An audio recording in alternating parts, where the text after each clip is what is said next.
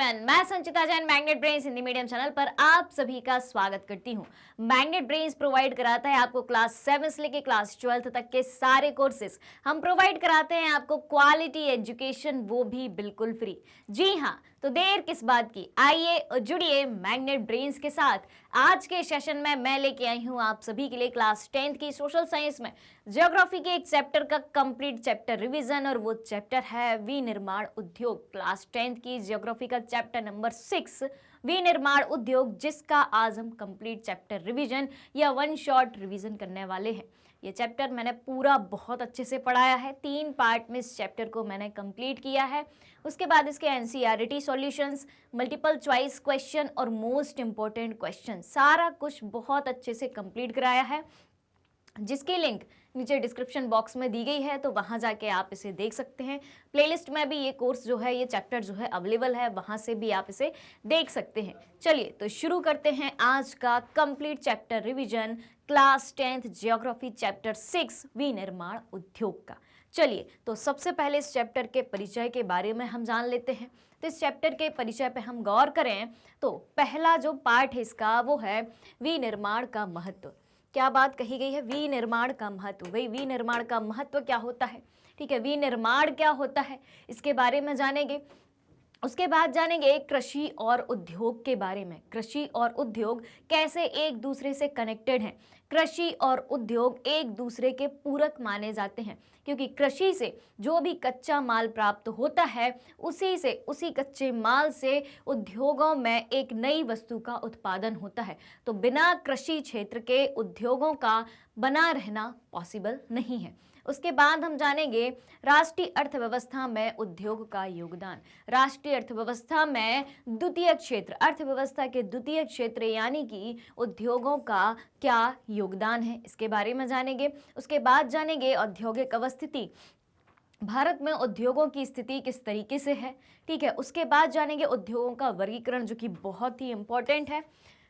इसको अपन बहुत अच्छे से समझेंगे, उद्योग को कितने प्रकारों में बांटा गया है और जितने प्रकारों में बांटा गया है उनके भी कितने प्रकार हैं। तो इस तरीके से उद्योगों के वर्गीकरण को, जैसे कि क्षेत्र के आधार पर सार्वजनिक क्षेत्र के, निजी क्षेत्र के, संयुक्त क्षेत्र के उपक्रम, उसके अलावा कृषि आधारित उद्योग, खनिज आधारित उद्योग, इलेक्ट्रॉनिक उद्योग, सॉफ्टवेयर उद्योग, इन सारी चीज़ों के बारे में हम जानेंगे। तो ये तो बात हो गई अपने उद्योगों के वर्गीकरण की।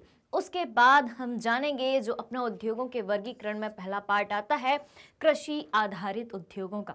कृषि आधारित उद्योग क्या होते हैं और कौन कौन से उद्योग जो हैं कृषि पर आधारित रहते हैं, जिसमें से वस्त्र उद्योग, सूती वस्त्र, पटसन उद्योग, चीनी उद्योग, इन सब के बारे में जानेंगे। उसके बाद हम बढ़ते हैं आगे परिचय में ही। उसके बाद हम जानेंगे खनिज आधारित उद्योगों के बारे में। खनिज आधारित उद्योगों के बारे में जैसे कि लौह और इस्पात उद्योग, एल्यूमिनियम प्रगलन उद्योग, रासायनिक उद्योग, उर्वरक उद्योग, सीमेंट उद्योग और ऑटोमोबाइल उद्योग। कौन कौन से हैं भाई खनिज आधारित उद्योग? लौह इस्पात उद्योग, एल्यूमिनियम उद्योग, रासायनिक उद्योग, उर्वरक उद्योग, सीमेंट उद्योग और ऑटोमोबाइल उद्योग। उसके बाद हम चलेंगे तीसरे पार्ट की तरफ, जो कि है चौथे पार्ट की तरफ, जो कि है सूचना प्रौद्योगिकी और इलेक्ट्रॉनिक्स उद्योग। उसके बाद हम जानेंगे भाई उद्योगों के बारे में तो सब कुछ जान लिया। अब उद्योग एक तरफ लाभदायक हैं तो दूसरी तरफ हानिकारक भी हैं, जो कि प्रदूषण, औद्योगिक प्रदूषण के माध्यम से हमें इनका एक दूसरा नुकसान भी दिखाई देता है। तो हम जानेंगे कि औद्योगिक प्रदूषण और पर्यावरणीय गिरावट उद्योगों के माध्यम से किस तरीके से होती है, जिसमें उसके बाद हम जानेंगे कुछ इसके प्रकारों के बारे में और इन औद्योगिक प्रदूषण को कैसे रोका जा सकता है, उद्योगों द्वारा होने वाले प्रदूषण पर कैसे नियंत्रण पाया जा सकता है, उसके बारे में जानेंगे। यानी कि पर्यावरण में गिरावट का नियंत्रण, पर्यावरण में जो गिरावट हो रही है उद्योगों से उत्पन्न होने वाले प्रदूषण के कारण, उस पर नियंत्रण कैसे पाया जा सकता है, इस बारे में जानेंगे। चलिए, तो ये तो बात हो गई अपने परिचय की, ठीक है। इसमें अपन को क्या क्या बातों का पता लग गया? इसमें अपन को ये पता लग गया कि इस चैप्टर में हमें कितने पॉइंट्स को कवर करने हैं, कौन कौन सी नई चीज़ें हम चैप्टर के बारे में जानने वाले हैं, क्या क्या चीज़ें इस चैप्टर के अंतर्गत आती हैं। तो एक अपने माइंड में फ्रेम बन गया कि हाँ भाई ये चीज़ें जो है हमें पढ़नी है, ठीक है, अब अपन शुरू करते हैं। चैप्टर का नाम क्या था? विनिर्माण उद्योग। तो विनिर्माण क्या होता है? ठीक है, चलिए तो सबसे पहले अपन विनिर्माण की परिभाषा को जान लेते हैं। विनिर्माण क्या होता है? तो कच्चे पदार्थ को मूल्यवान उत्पाद में परिवर्तित कर, कोई भी कच्चा पदार्थ है जो कृषि क्षेत्र से हमें प्राप्त होता है या खनिज क्षेत्र से हमें प्राप्त होता है, तो कच्चे पदार्थ को मूल्यवान उत्पाद में परिवर्तित कर अधिक मात्रा में वस्तुओं के उत्पादन को विनिर्माण या वस्तु निर्माण कहा जाता है। क्या बात कही गई है? कच्चे पदार्थ को मूल्यवान उत्पाद में परिवर्तित कर अधिक मात्रा में वस्तुओं के उत्पादन को विनिर्माण या वस्तु निर्माण कहा जाता है। एक बात हो गई। दूसरी बात देखें, विनिर्माण उद्योग द्वितीयक क्षेत्र में आता है। विनिर्माण उद्योग अर्थव्यवस्था के द्वितीयक क्षेत्र में आता है। हम सभी जानते हैं अर्थव्यवस्था के 3 क्षेत्र होते हैं, प्राथमिक क्षेत्र, द्वितीयक क्षेत्र और तृतीयक क्षेत्र। प्राथमिक क्षेत्र में कृषि को अपन लेके आते हैं, यानी कि हम जानते हैं कि प्राथमिक क्षेत्र में कृषि क्षेत्र और पशुपालन क्षेत्र आते हैं। द्वितीयक क्षेत्र में क्या आता है भाई? विनिर्माण उद्योग जो है वो द्वितीयक क्षेत्र में आते हैं अर्थव्यवस्था के। और तृतीयक क्षेत्र में हम सभी जानते हैं सेवा क्षेत्र तृतीयक क्षेत्र में आता है। इसके बाद देखें, किसी देश की आर्थिक उन्नति विनिर्माण उद्योगों के विकास से मापी जाती है। किसी देश की आर्थिक स्थिति किससे मापी जाती है? किसी देश की आर्थिक उन्नति विनिर्माण उद्योगों के विकास से मापी जाती है, यानी कि किस देश में कितना उद्योगों का विकास हो रहा है, कितनी मात्रा में औद्योगिक विस्तार हुआ है, उससे हम उस देश की विकास की स्थिति को जान पाते हैं। तो ये तो बात हो गई कि विनिर्माण क्या होता है। ठीक है, इतनी बात आप समझ गए होंगे। अब भाई विनिर्माण का महत्व क्या है? विनिर्माण जो कि अर्थव्यवस्था का द्वितीयक क्षेत्र होता है, उसका महत्व क्या है, इस बारे में जानते हैं। विनिर्माण उद्योग सामान्यतया विकास की तथा विशेषतः आर्थिक विकास की रीढ़ समझे जाते हैं। क्या बात कही गई है? विनिर्माण उद्योग सामान्यतया विकास की तथा विशेषतः आर्थिक विकास की रीढ़ समझे जाते हैं। क्यों? अब इसका भी अपन आंसर देते हैं। क्योंकि विनिर्माण उद्योग न केवल कृषि के आधुनिकीकरण में सहायक हैं, विनिर्माण उद्योग जो है न केवल कृषि के आधुनिकीकरण में सहायक हैं, वरन द्वितीयक व तृतीयक सेवाओं में रोजगार उपलब्ध कराकर कृषि पर हमारी निर्भरता को कम करते हैं। विनिर्माण उद्योग क्या करते हैं? केवल कृषि के आधुनिकीकरण में भी सहायक होते हैं। किस तरीके से भाई? कृषि में जितने भी आधुनिक यंत्रों का प्रयोग किया जाता है, आधुनिक कीटनाशकों या उर्वरकों यानी कि फर्टिलाइजर्स का यूज किया जाता है, किसके द्वारा ये चीजें संभव हो पा रही हैं? उद्योगों के द्वारा। ठीक है, तो एक बात हो गई कि विनिर्माण उद्योग जो है कृषि के आधुनिकीकरण में सहायक होते हैं और द्वितीयक व तृतीयक सेवाओं में रोजगार उपलब्ध कराते हैं। औद्योगिक क्षेत्र यानी कि द्वितीयक क्षेत्र रोजगार उपलब्ध कराता है और तृतीयक क्षेत्र के लोगों को भी रोजगार उपलब्ध कराता है, यानी कि सेवा क्षेत्र में भी रोजगार उपलब्ध कराना किसका काम होता है भाई?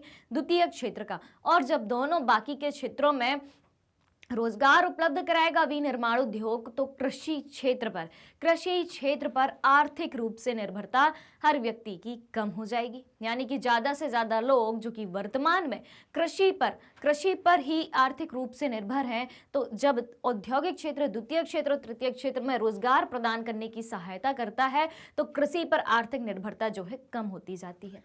आगे देखें अपन, देश में औद्योगिक विकास बेरोजगारी तथा गरीबी उन्मूलन की एक आवश्यक शर्त है। क्या बात कही गई है कि देश में औद्योगिक विकास जो है बेरोजगारी तथा गरीबी उन्मूलन की एक आवश्यक शर्त है। अगर देश में गरीबी और बेरोजगारी को कम करना है, ठीक है, तो हमें क्या करना होगा? औद्योगिक विकास करना होगा, ताकि ज़्यादा से ज़्यादा लोगों को रोजगार मिले। रोजगार मिलने से बेरोजगारी दूर होगी और बेरोजगारी के दूर होने से गरीबी कम होगी। ठीक है, क्योंकि बेरोजगारी और गरीबी एक दूसरे से बहुत ज़्यादा कनेक्टेड है। अगर व्यक्ति बेरोजगार है, उसके पास रोजगार का साधन नहीं है, तो उसके पास पैसा कहाँ से आएगा? पैसा नहीं आएगा तो दिन ब दिन गरीबी बढ़ती जाएगी। अब देखें, भारत में सार्वजनिक तथा संयुक्त क्षेत्र में लगे उद्योग, चाहे वो सार्वजनिक क्षेत्र के उद्योग हों यानी कि सरकारी क्षेत्र के उद्योग हों या संयुक्त क्षेत्र के उद्योग हों। संयुक्त क्षेत्र यानी कि जहां सार्वजनिक क्षेत्र और निजी क्षेत्र दोनों मिलके काम करते हैं। संयुक्त क्षेत्र के उद्योग कौन से कहलाते हैं? जहां सार्वजनिक प्लस निजी क्षेत्र दोनों मिलके काम करते हों उसे कहा जाता है संयुक्त क्षेत्र के उद्योग। तो भारत में सार्वजनिक तथा संयुक्त क्षेत्र में लगे उद्योग इसी विचार पर आधारित थे कि देश में औद्योगिक विकास जो है बेरोजगारी और गरीबी उन्मूलन में सहायक है, यानी कि बेरोजगारी और गरीबी को कम करने में या समाप्त करने में सहायक है। आगे देखें, जनजातीय तथा पिछड़े क्षेत्रों में उद्योगों की स्थापना का उद्देश्य भी क्षेत्रीय असमानताओं को कम करना था। क्या बात कही गई है कि जनजातीय तथा पिछड़े क्षेत्रों में उद्योगों की स्थापना का उद्देश्य भी क्षेत्रीय असमानताओं को कम करना था। अगर जनजातीय और पिछड़े क्षेत्रों में उद्योग की स्थापना की जा रही है तो उसका उद्देश्य भी क्या है कि क्षेत्रीय असमानताओं को कम करना है।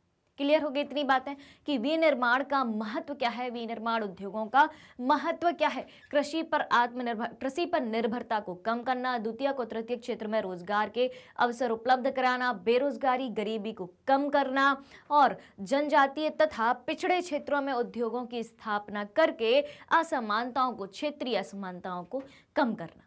चलिए तो अब चलते हैं आगे।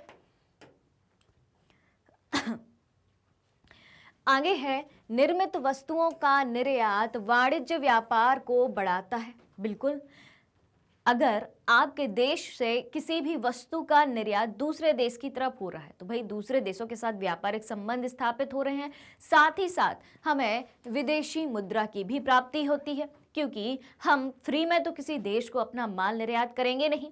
जिस देश को हम अपना माल निर्यात करेंगे बदले में हमें उससे क्या मिलेगा, पैसा मिलेगा। अब उस देश की जो मुद्रा होगी, उस देश की जो करेंसी होगी, उसी में हमें मुद्रा मिलेगी, यानी कि विदेशी मुद्रा मिलेगी। ठीक है, तो क्या बात कही गई है कि निर्मित वस्तुओं का निर्यात, यानी कि आपके यहाँ जिन वस्तुओं का निर्माण हो रहा है तो निर्मित वस्तुओं का निर्यात व्यापार वाणिज्य को बढ़ाता है, जिससे अपेक्षित विदेशी मुद्रा की क्या होती है, प्राप्ति होती है।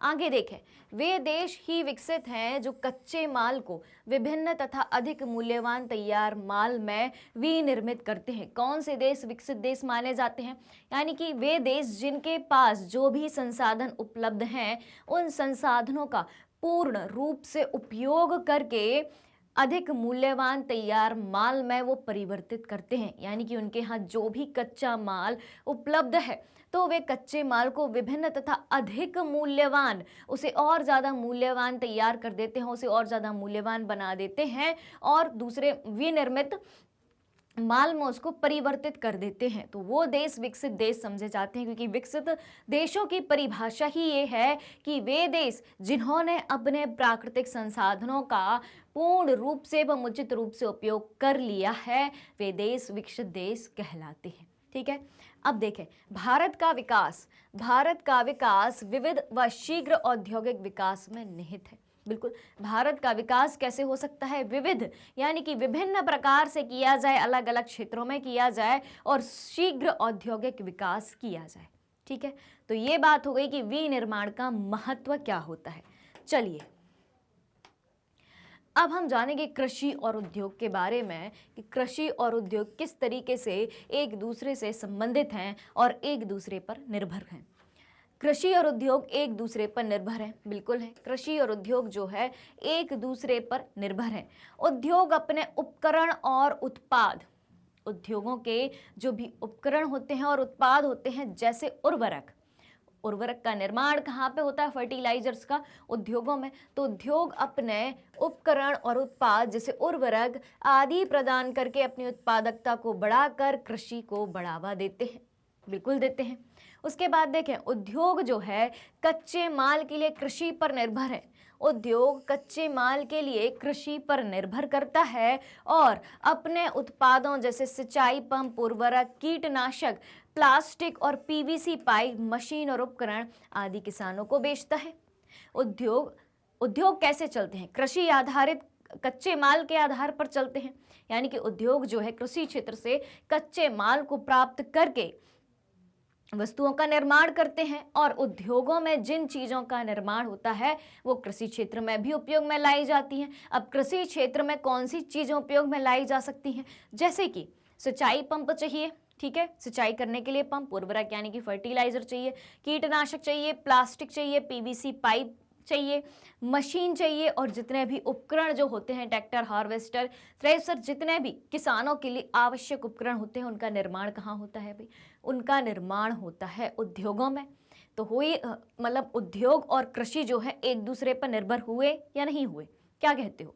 क्योंकि कृषि क्षेत्र जो है, कृषि क्षेत्र उद्योगों को कच्चा माल प्रदान कर रहा है, और कृषि में जिन भी उपकरणों, यंत्रों, मशीनों का प्रयोग होना है, जिन भी वस्तुओं का प्रयोग होना है, और उर्वरकों, कीटनाशकों का, किसी भी चीज का प्रयोग होना है, तो वो कहाँ से प्राप्त हो रहे हैं भाई? वो उनको औद्योगिक क्षेत्र से प्राप्त हो रहे हैं। तो इस प्रकार हम कह सकते हैं कि उद्योग और कृषि दोनों क्षेत्र एक दूसरे पर निर्भर हैं। ठीक है, तो ये बात हो गई कृषि और उद्योगों की। अब बात करेंगे राष्ट्रीय अर्थव्यवस्था में उद्योगों का क्या योगदान है। राष्ट्रीय अर्थव्यवस्था में उद्योगों का योगदान, विनिर्माण क्षेत्र की उत्पादकता में सुधार के लिए क्या बात कही गई है?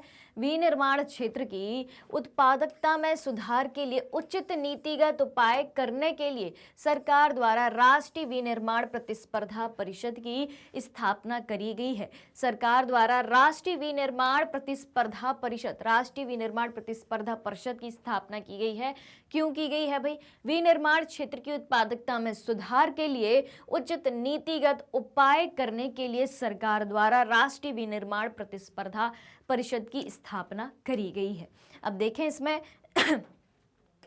पिछले 2 दशकों से, पिछले 2 दशक यानी कि पिछले 20 सालों से सकल घरेलू उत्पाद में, ग्रॉस डोमेस्टिक प्रोडक्ट में, यानी कि जीडीपी, सकल घरेलू उत्पाद को कहा जाता है जीडीपी, ग्रॉस डोमेस्टिक प्रोडक्ट।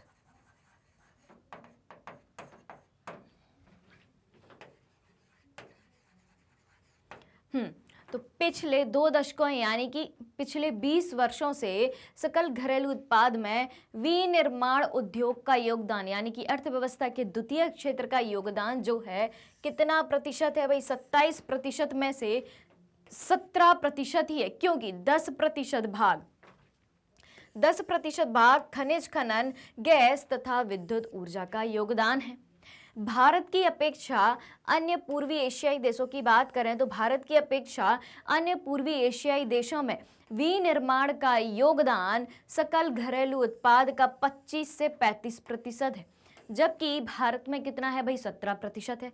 पिछले 1 दशक से यानी कि पिछले 10 वर्षों से भारतीय विनिर्माण क्षेत्र में 7% प्रति वर्ष की दर से बढ़ोतरी हुई है। पिछले 1 दशक से अगर हम बात करें, पिछले 10 सालों की अगर हम बात करें, तो भारतीय विनिर्माण क्षेत्र में उम्मीद की जा रही है कि 7% प्रति वर्ष, कितना? 7% प्रति वर्ष की दर से जो है बढ़ोतरी हमें देखने को मिलती है। आगे देखें, बढ़ोतरी की यह दर अगले दशक में 12% अपेक्षित है। यानी कि जो चीज़ हमने देखी कि पिछले 10 सालों में हमें 7% बढ़ोतरी दिखती है औद्योगिक क्षेत्रों में, अब बढ़ोतरी की यह दर अगले दशक में यानी कि आने वाले 10 सालों में प्रति वर्ष 12% हो। कितनी हो? प्रति वर्ष 12% हो। ठीक है, 12% अपेक्षित करी गई है। वर्ष 2003 से विनिर्माण क्षेत्र का विकास 9 से 10% वर्ष की दर से हुआ है, और धीरे धीरे आगे जाके हमने उम्मीद करी है कि आगे जाके ये 12% हो जाएगा। क्लियर हो गई बात? चलिए, तो अब हम कुछ टर्मिनोलॉजी के बारे में जानेंगे, कुछ शब्दावली यानी कि कुछ शब्दों की परिभाषा के बारे में जानेंगे। सबसे पहले हम जानेंगे विदेशी विनिमय क्या होता है। विदेशी विनिमय क्या होता है? एक देश की मुद्रा को दूसरे देश की मुद्रा में बदलने की प्रक्रिया को कहा जाता है विदेशी विनिमय। क्या कहा गया है? एक देश की मुद्रा को दूसरे देश की मुद्रा में बदलने की प्रक्रिया को विदेशी विनिमय कहते हैं। अब एक देश की मुद्रा दूसरे देश की मुद्रा में कैसे बदल सकती है? वो इस तरीके से बदल सकती है जब 2 देशों के बीच व्यापारिक संबंध स्थापित किए जाएं, जब 2 देशों के बीच आर्थिक गतिविधियां करी जाएं, तब विदेशी विनिमय पॉसिबल हो सकता है। जैसे कि भारत से किसी अन्य देश की तरफ, मान लो कि अमेरिका की तरफ किसी भी वस्तु का निर्यात किया जाए, तो उससे जो मुद्रा प्राप्त होगी वो विदेशी मुद्रा होगी। और जब हम अमेरिका से किसी वस्तु का निर्यात करें तो हम भी उन्हें भाई पेमेंट तो करेंगे ही, फ्री में तो अमेरिका हमें दे नहीं देगा। ठीक है, तो हम क्या करेंगे, उनको अपनी मुद्रा में पेमेंट करेंगे। तो ये क्या हो रहा है भाई, विदेशी मुद्राओं का विनिमय, विदेशी मुद्राएं एक्सचेंज हो रही हैं एक तरीके से। तो एक देश की मुद्रा को दूसरे देश की मुद्रा में बदलने की प्रक्रिया को क्या कहा जाता है, विदेशी विनिमय कहा जाता है।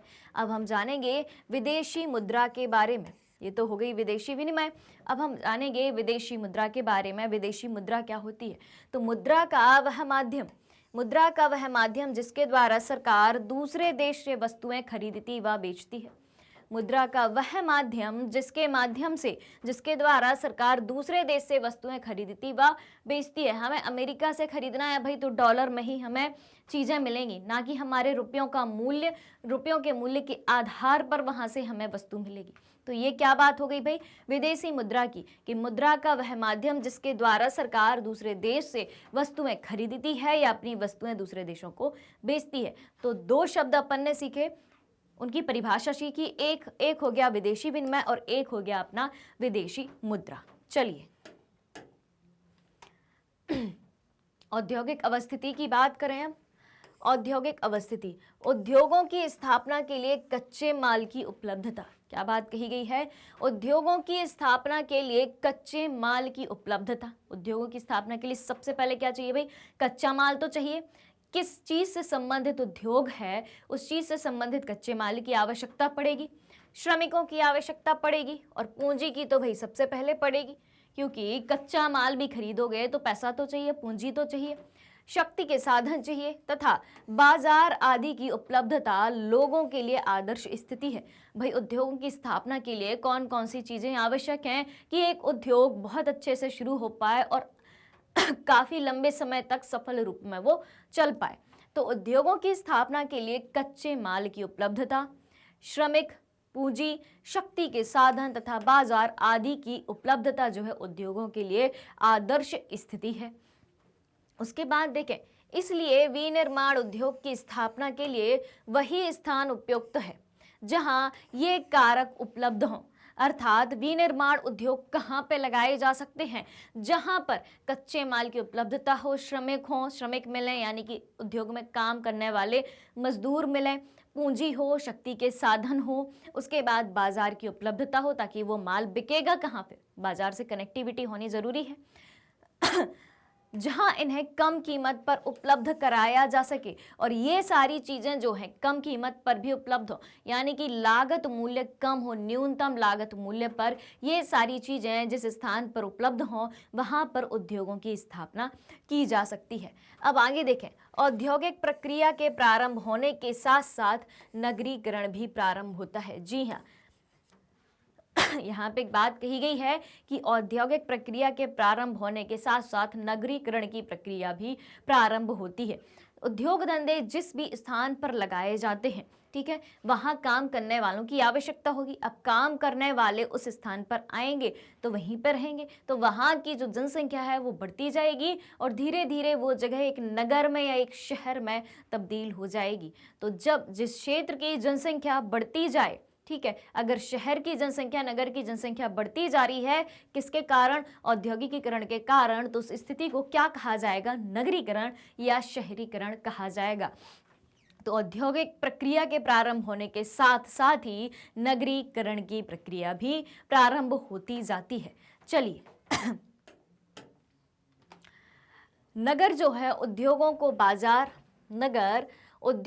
बाजार तथा सेवाएं जैसे बैंकिंग, बीमा, परिवहन, श्रमिक, वित्तीय सलाह आदि उपलब्ध कराते हैं। अब उद्योगों के नगर में स्थापित होने के क्या कारण है भाई, क्योंकि नगर जो है उद्योगों को बाजार उपलब्ध कराते हैं। नगर में, शहर में बहुत बड़ा एक बाजार होता है, तो उद्योगों को बाजार उपलब्ध कराते हैं जहां उद्योग अपने माल की सप्लाई करते हैं।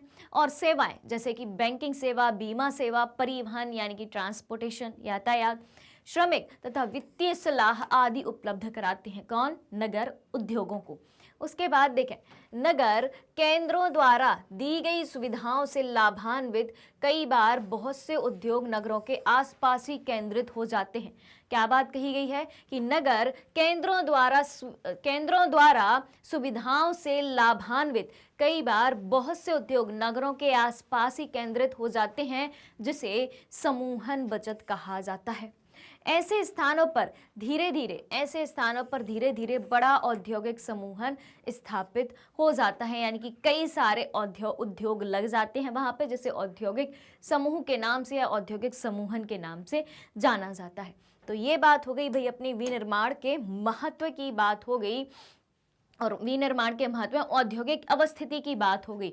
अब औद्योगिक अवस्थिति को प्रभावित करने वाले कौन कौन से कारक हैं, उद्योगों की अवस्थिति कहाँ होनी चाहिए, किन किन चीज़ों की आवश्यकता होती है, और किन चीज़ों की आवश्यकताओं को देखते हुए कहाँ उद्योगों की स्थापना होनी चाहिए, ये बातें जानी। अब जानेंगे कि उद्योग की अवस्थिति को प्रभावित करने वाले कौन कौन से कारक हैं। तो उद्योगों की अवस्थिति के भौतिक कारक हैं, जैसे कि अनुकूल जलवायु, ठीक है, जहाँ की जलवायु उस उद्योग के अनुकूल हो, जिस तरीके की वस्तु का उत्पादन उस क्षेत्र में होता हो, उस उद्योग में होता हो, उस क्षेत्र की जलवायु उस वस्तु के उत्पादन के अनुकूल हो। उसके बाद शक्ति के साधन मौजूद हों, उसके बाद कच्चे माल की आसानी से उपलब्धता भी हो। तो ये सारी चीज़ें क्या हो गई, उद्योगों की अवस्थिति के भौतिक कारक हो गए कि ये सारी भौतिक वस्तुएं एक उद्योग के लिए वहाँ पे उपस्थित होनी चाहिए। चलो अब देखें उद्योगों की अवस्थिति के मानवीय कारक, अभी अपन ने देखे थे उद्योगों की अवस्थिति के भौतिक कारक देखे थे। अब हम देखेंगे उद्योगों की अवस्थिति के कुछ मानवीय कारक, जिसमें से है श्रम। जी हाँ, श्रम कौन करेगा भाई, मानव करेंगे, श्रमिकों की आवश्यकता होगी। पूंजी कौन लगाएगा भाई, मानव ही लगाएगा, मानव ने जो भी अपनी बचत करी होगी वही उसकी पूंजी कहलाएगी, और उद्योगों के लिए सबसे पहले पूंजी की आवश्यकता होती ही है। उसके बाद किसकी आवश्यकता होगी भाई, बाजार की आवश्यकता होगी, यानी कि उद्योगों के द्वारा जो भी माल निर्मित किया गया है उसको बेचने के लिए बाजार की आवश्यकता होगी। और परिवहन यानी कि यातायात के साधन और संचार, बैंकिंग, परिवहन और संचार, ठीक है, यातायात के साधन, संचार के साधन यानी कि कम्युनिकेशन के साधन, बैंकिंग, बीमा आदि की सुविधाओं की जरूरत होगी। आधारिक संरचना की जरूरत होगी, आधारभूत संरचना जैसे कि सड़क, रेलवे, ये सब परिवहन के साधन जो हैं, बिजली की आवश्यकता, पानी की आवश्यकता, ये सारी चीज़ें क्या है, आधारिक संरचना, जो बेसिक इंफ्रास्ट्रक्चर होता है, बुनियादी संरचना जो होती है। उसके बाद उद्यमी, परिश्रमी व्यक्तियों की आवश्यकता होगी, और सरकारी नीतियों की भी आवश्यकता होगी, क्योंकि सरकार जो है किसी भी उद्योग को खोलने से पहले कुछ नीतियाँ निर्धारित करती है। तो सरकारी नीतियों की भी आवश्यकता होगी कि उन्हीं मापदंडों के आधार पर, उन्हीं नीतियों के आधार पर, उन्हीं के योजनाओं के आधार पर, उन्हीं नीतियों को क्रियान्वित करके उद्योगों की स्थापना की जाएगी। तो भौतिक कारक अपन ने समझ लिए थे, और ये हुए उद्योगों की अवस्थिति के कुछ मानवीय कारक। ठीक है, इतनी बात समझ में आ गई। चलिए चलते हैं अब आगे। चलो तो अब हम जानेंगे उद्योगों का वर्गीकरण। तो उद्योग को निम्न प्रकार से वर्गीकृत किया जा सकता है, चलिए जानते हैं। तो पहला है भाई स्वामित्व के आधार पर यानी कि अधिकार के आधार पर, दूसरा है उपयोगिता के आधार पर, तीसरा प्रकार है आकार के आधार पर, उसके बाद चौथा प्रकार है माल की प्रकृति के आधार पर, और पांचवा प्रकार है कच्चे माल के आधार पर उद्योगों के प्रकार। तो चलिए एक एक को अपन समझते हैं। सबसे पहले बताया गया है स्वामित्व के आधार पर, स्वामित्व यानी कि अधिकार के आधार पर उद्योगों के प्रकार। अधिकार के आधार पर उद्योगों के प्रकार की बात करें तो अधिकार के आधार पर उद्योगों को 4 प्रकारों में बांटा गया है। वो 4 प्रकार कौन कौन से हैं? निजी उद्योग, निजी क्षेत्र के उद्योग, दूसरा है सरकारी उद्योग, सरकारी क्षेत्र के उद्योग, तीसरा है सहकारी उद्योग, और चौथा है मिश्रित उद्योग। निजी क्षेत्र के उद्योग जिन पर निजी क्षेत्र का स्वामित्व होता है, सरकारी उद्योग जिन पर सरकार का स्वामित्व होता है, सरकार का अधिकार होता है, सहकारी उद्योग जिन पर सहकारी समितियों का जो है अधिकार होता है, और मिश्रित उद्योग जिन पर निजी क्षेत्र और सरकारी दोनों क्षेत्र का अधिकार होता है, उसे मिश्रित उद्योग के नाम से जाना जाता है।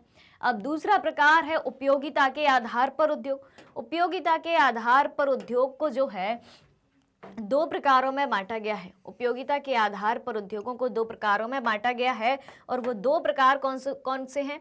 वो 2 प्रकार हैं, एक है आधारभूत उद्योग और एक है उपभोक्ता उद्योग।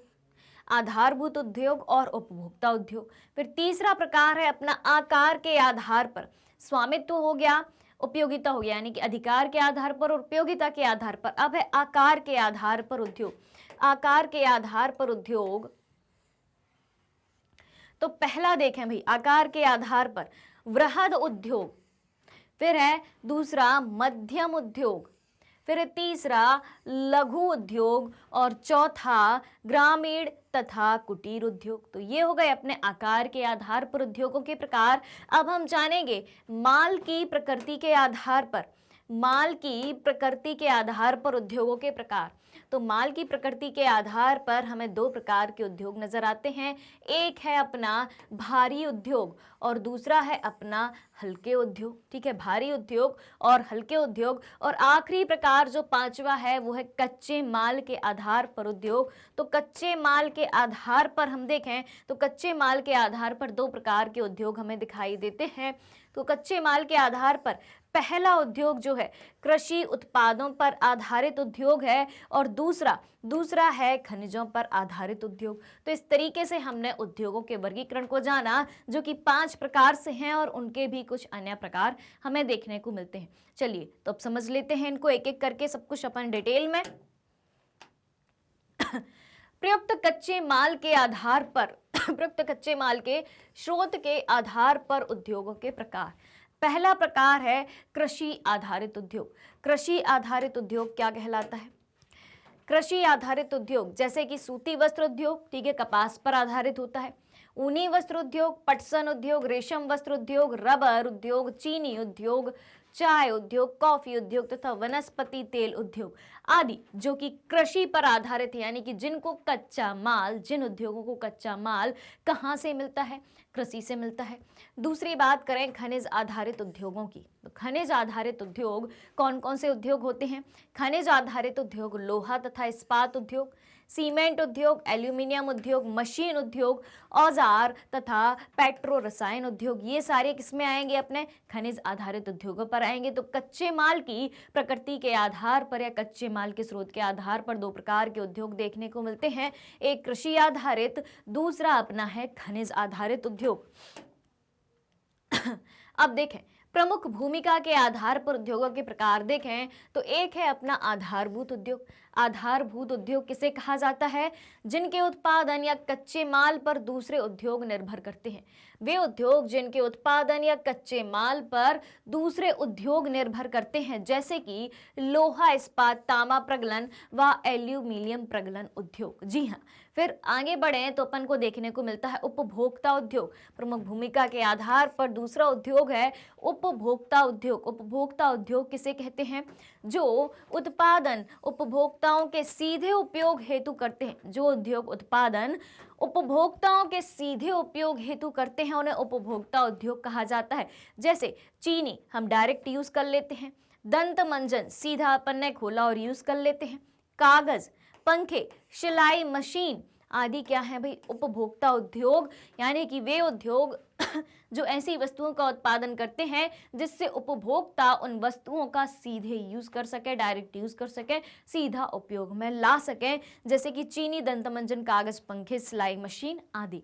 तो ये हो गए अपने प्रमुख भूमिका के आधार पर उद्योग, जिसमें आधारभूत उद्योग और उपभोक्ता उद्योग दो उद्योगों को जाना। चलिए पूंजी निवेश के आधार पर, पूंजी निवेश के आधार पर पहला है भाई लघु उद्योग।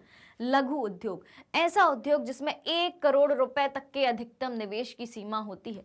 कितना? पूंजी निवेश के आधार पर लघु उद्योग में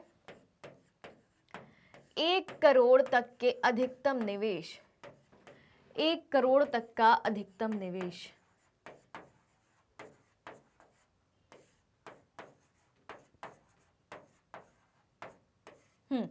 तो ऐसा उद्योग जिसमें 1 करोड़ रुपए तक के अधिकतम निवेश तक की सीमा होती है, इसमें कम संख्या में मजदूर काम करते हैं, उसे क्या कहा जाता है?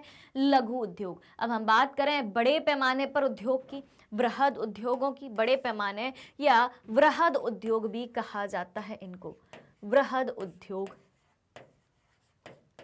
तो वृहद उद्योग किन उद्योगों को कहा जाएगा कि यदि किसी उद्योग पर निवेश जो है, इन्वेस्टमेंट जो है 1 करोड़ से अधिक है तो इसे बड़े पैमाने पर उद्योग या वृहद उद्योग के रूप में जाना जाता है। तो तो पूंजी के निवेश के आधार पर एक उद्योग देखा अपन ने लघु उद्योग और दूसरा उद्योग देखा अपन ने बड़े पैमाने पर उद्योग। लघु उद्योग में 1 करोड़ तक के अधिकतम निवेश की आवश्यकता होती है, यानी कि अधिकतम 1 करोड़ रुपए तक का निवेश किया जा सकता है। और बड़े पैमाने के उद्योग बृहद उद्योग जिनमें 1 करोड़ से अधिक का भी निवेश होता है।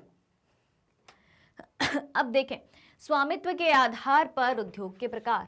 स्वामित्व के आधार पर उद्योग के प्रकार में पहला है सार्वजनिक क्षेत्र। सार्वजनिक क्षेत्र तो सरकारी एजेंसियों द्वारा प्रबंधित, क्या बात कही गई है कि सरकारी एजेंसियों द्वारा प्रबंधित तथा सरकार द्वारा संचालित उद्योग।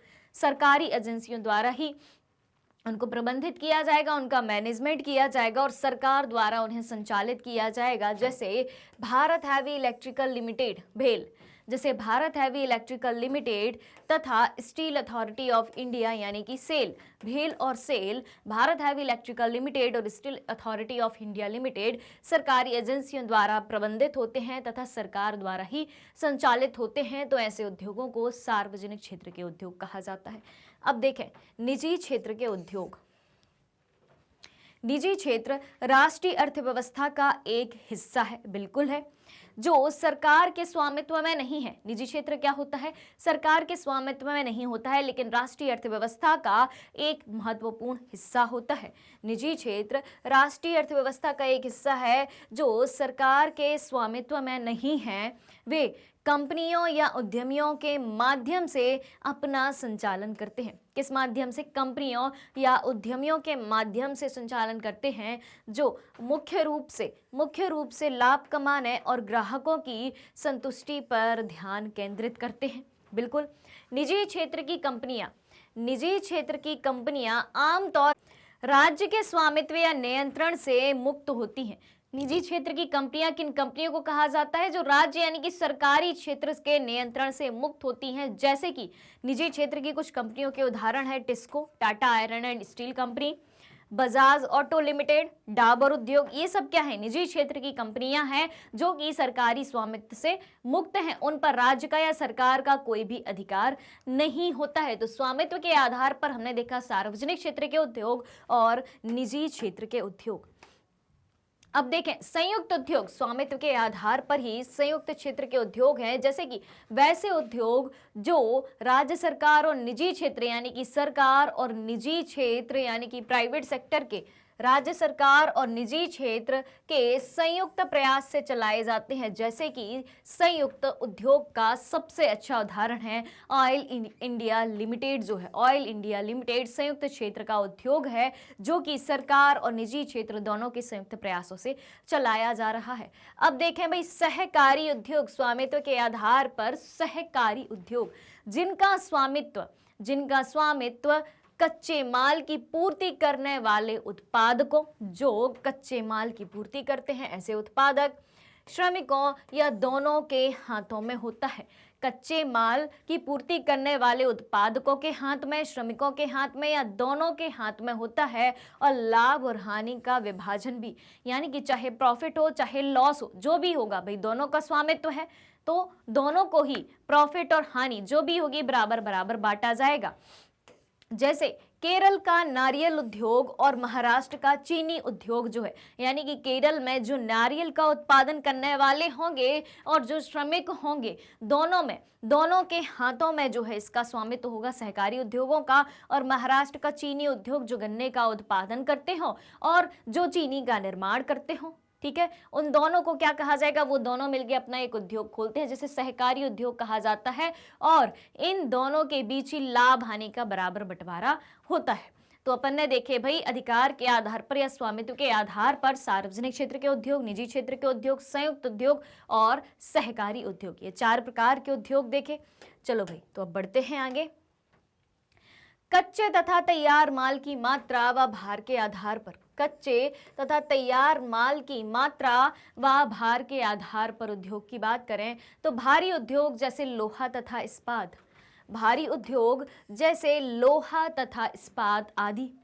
हल्के उद्योग जो कम भार वाले कच्चे माल का प्रयोग कर, हल्के उद्योग जो कम भार वाले कच्चे माल का प्रयोग कर हल्के तैयार माल का उत्पादन करते हैं। जैसे विद्युतीय उद्योग, ठीक है। तो भारी उद्योग और हल्के उद्योग, भारी उद्योग कौन कौन से हो जाएंगे, जैसे कि लोहा तथा इस्पात उद्योग, और हल्के उद्योग कौन से कहे जाएंगे, जो कम भार वाले कच्चे माल का प्रयोग करके हल्के तैयार माल का उत्पादन करते हैं, जैसे कि विद्युतीय उद्योग। तो ये हो गए अपने कच्चे तथा तैयार माल की मात्रा व भार के आधार पर उद्योग। अब देखें कृषि आधारित उद्योगों के बारे में अब हम जानते हैं। कृषि आधारित उद्योगों को डिटेल में जानते हैं। तो सबसे पहले ये जानते हैं कि कृषि आधारित उद्योग कौन कौन से होते हैं। तो सबसे पहले तो इसकी परिभाषा कुछ इस तरीके से है कि वे उद्योग जो कच्चे माल के लिए कृषि पर पूर्ण रूप से आधारित होते हैं, पूर्ण रूप से कृषि पर ही निर्भर होते हैं, उन्हें कृषि क्षेत्र का उद्योग कहा जाता है। जैसे कि कृषि क्षेत्र के कुछ उदाहरण हैं सूती वस्त्र उद्योग, सूती वस्त्र उद्योग पटसन, रेशम, ऊनी वस्त्र, चीनी तथा वनस्पति तेल आदि उद्योग जो हैं कृषि से प्राप्त कच्चे माल पर आधारित होते हैं। ठीक है। अब इसमें हम सबसे पहले वस्त्र उद्योग के बारे में जानते हैं। तो वस्त्र उद्योग क्या होता है भाई? वस्त्र उद्योग का औद्योगिक उत्पादन में महत्वपूर्ण योगदान है। सबसे बड़ा उद्योग आज की डेट में वस्त्र उद्योग को माना जाता है। देश का ये अकेला उद्योग है जो कच्चे माल से उच्चतम अतिरिक्त मूल्य उत्पाद तक की श्रृंखला में परिपूर्ण तथा आत्मनिर्भर है। ये एकमात्र उद्योग है जो कच्चे माल का यूज करके महंगे से महंगा कपड़ा बनाता है, यानी कि उच्चतम अतिरिक्त मूल्य का उत्पाद बनाता है और इसी श्रृंखला में परिपूर्ण तथा आत्मनिर्भर भी है।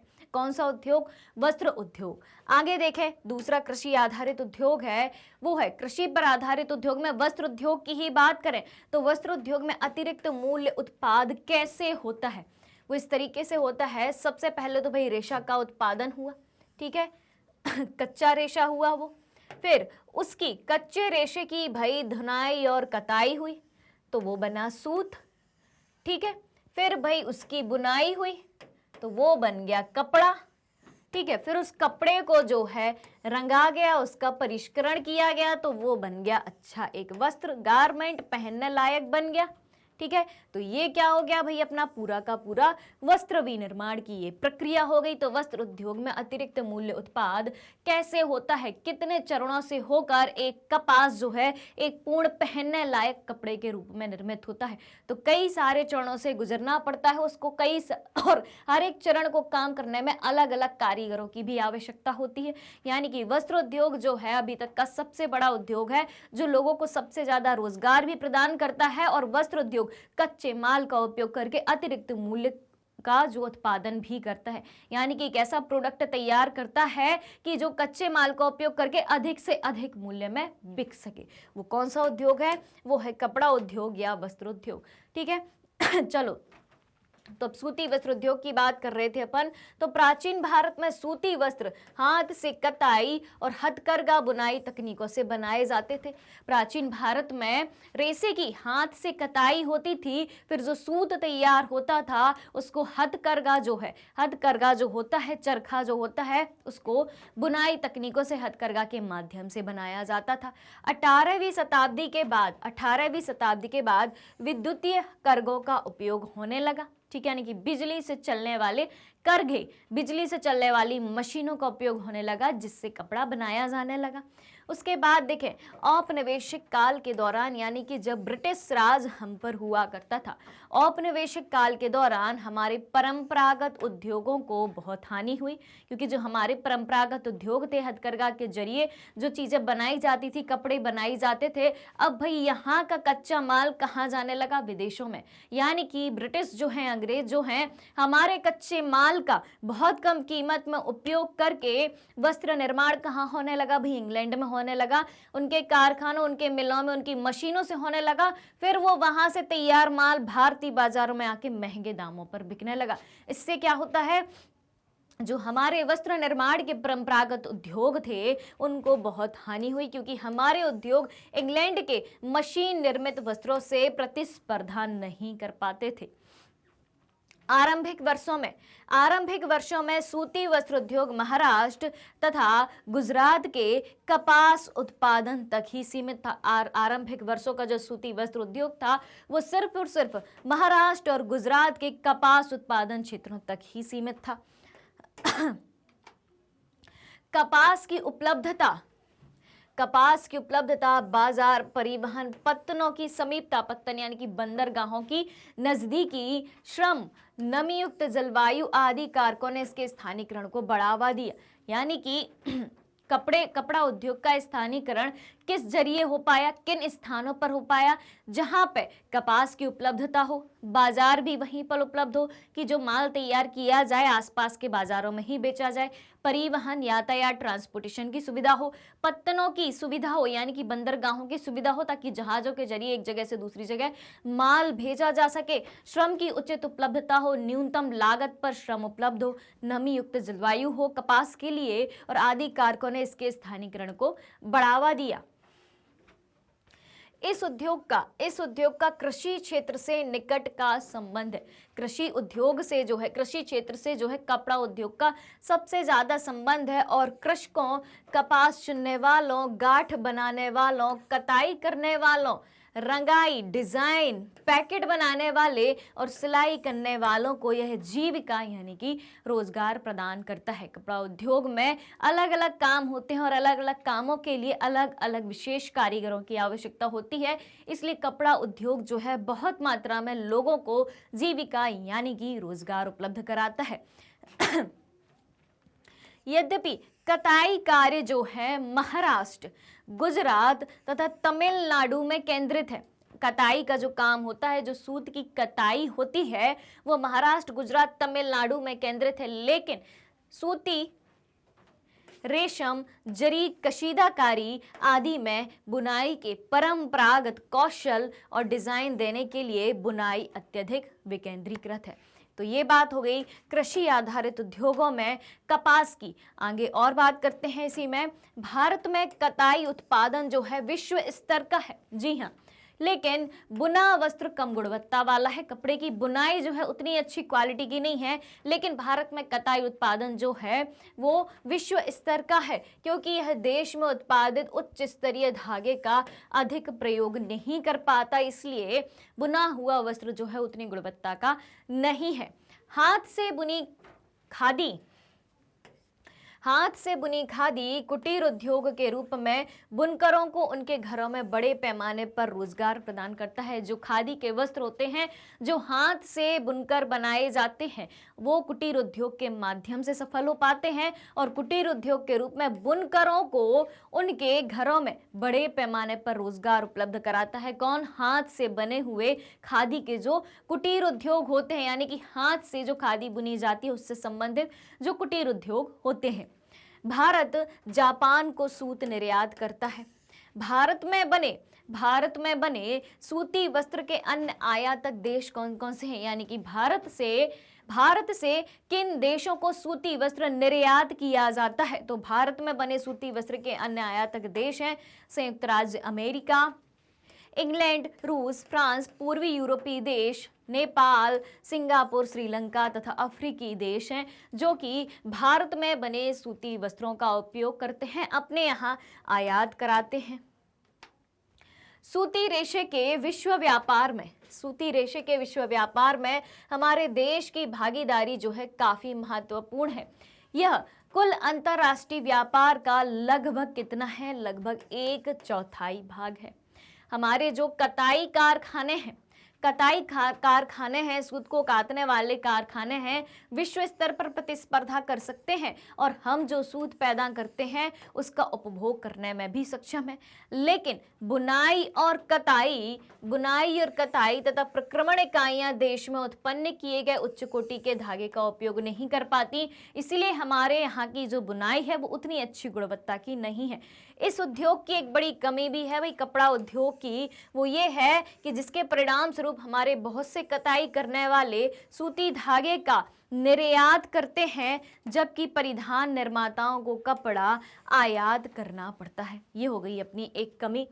इसके बाद देखें कृषि आधारित उद्योग में भारत के वस्त्र उद्योग का एक मैप अपन को यहाँ पे नजर में आता है।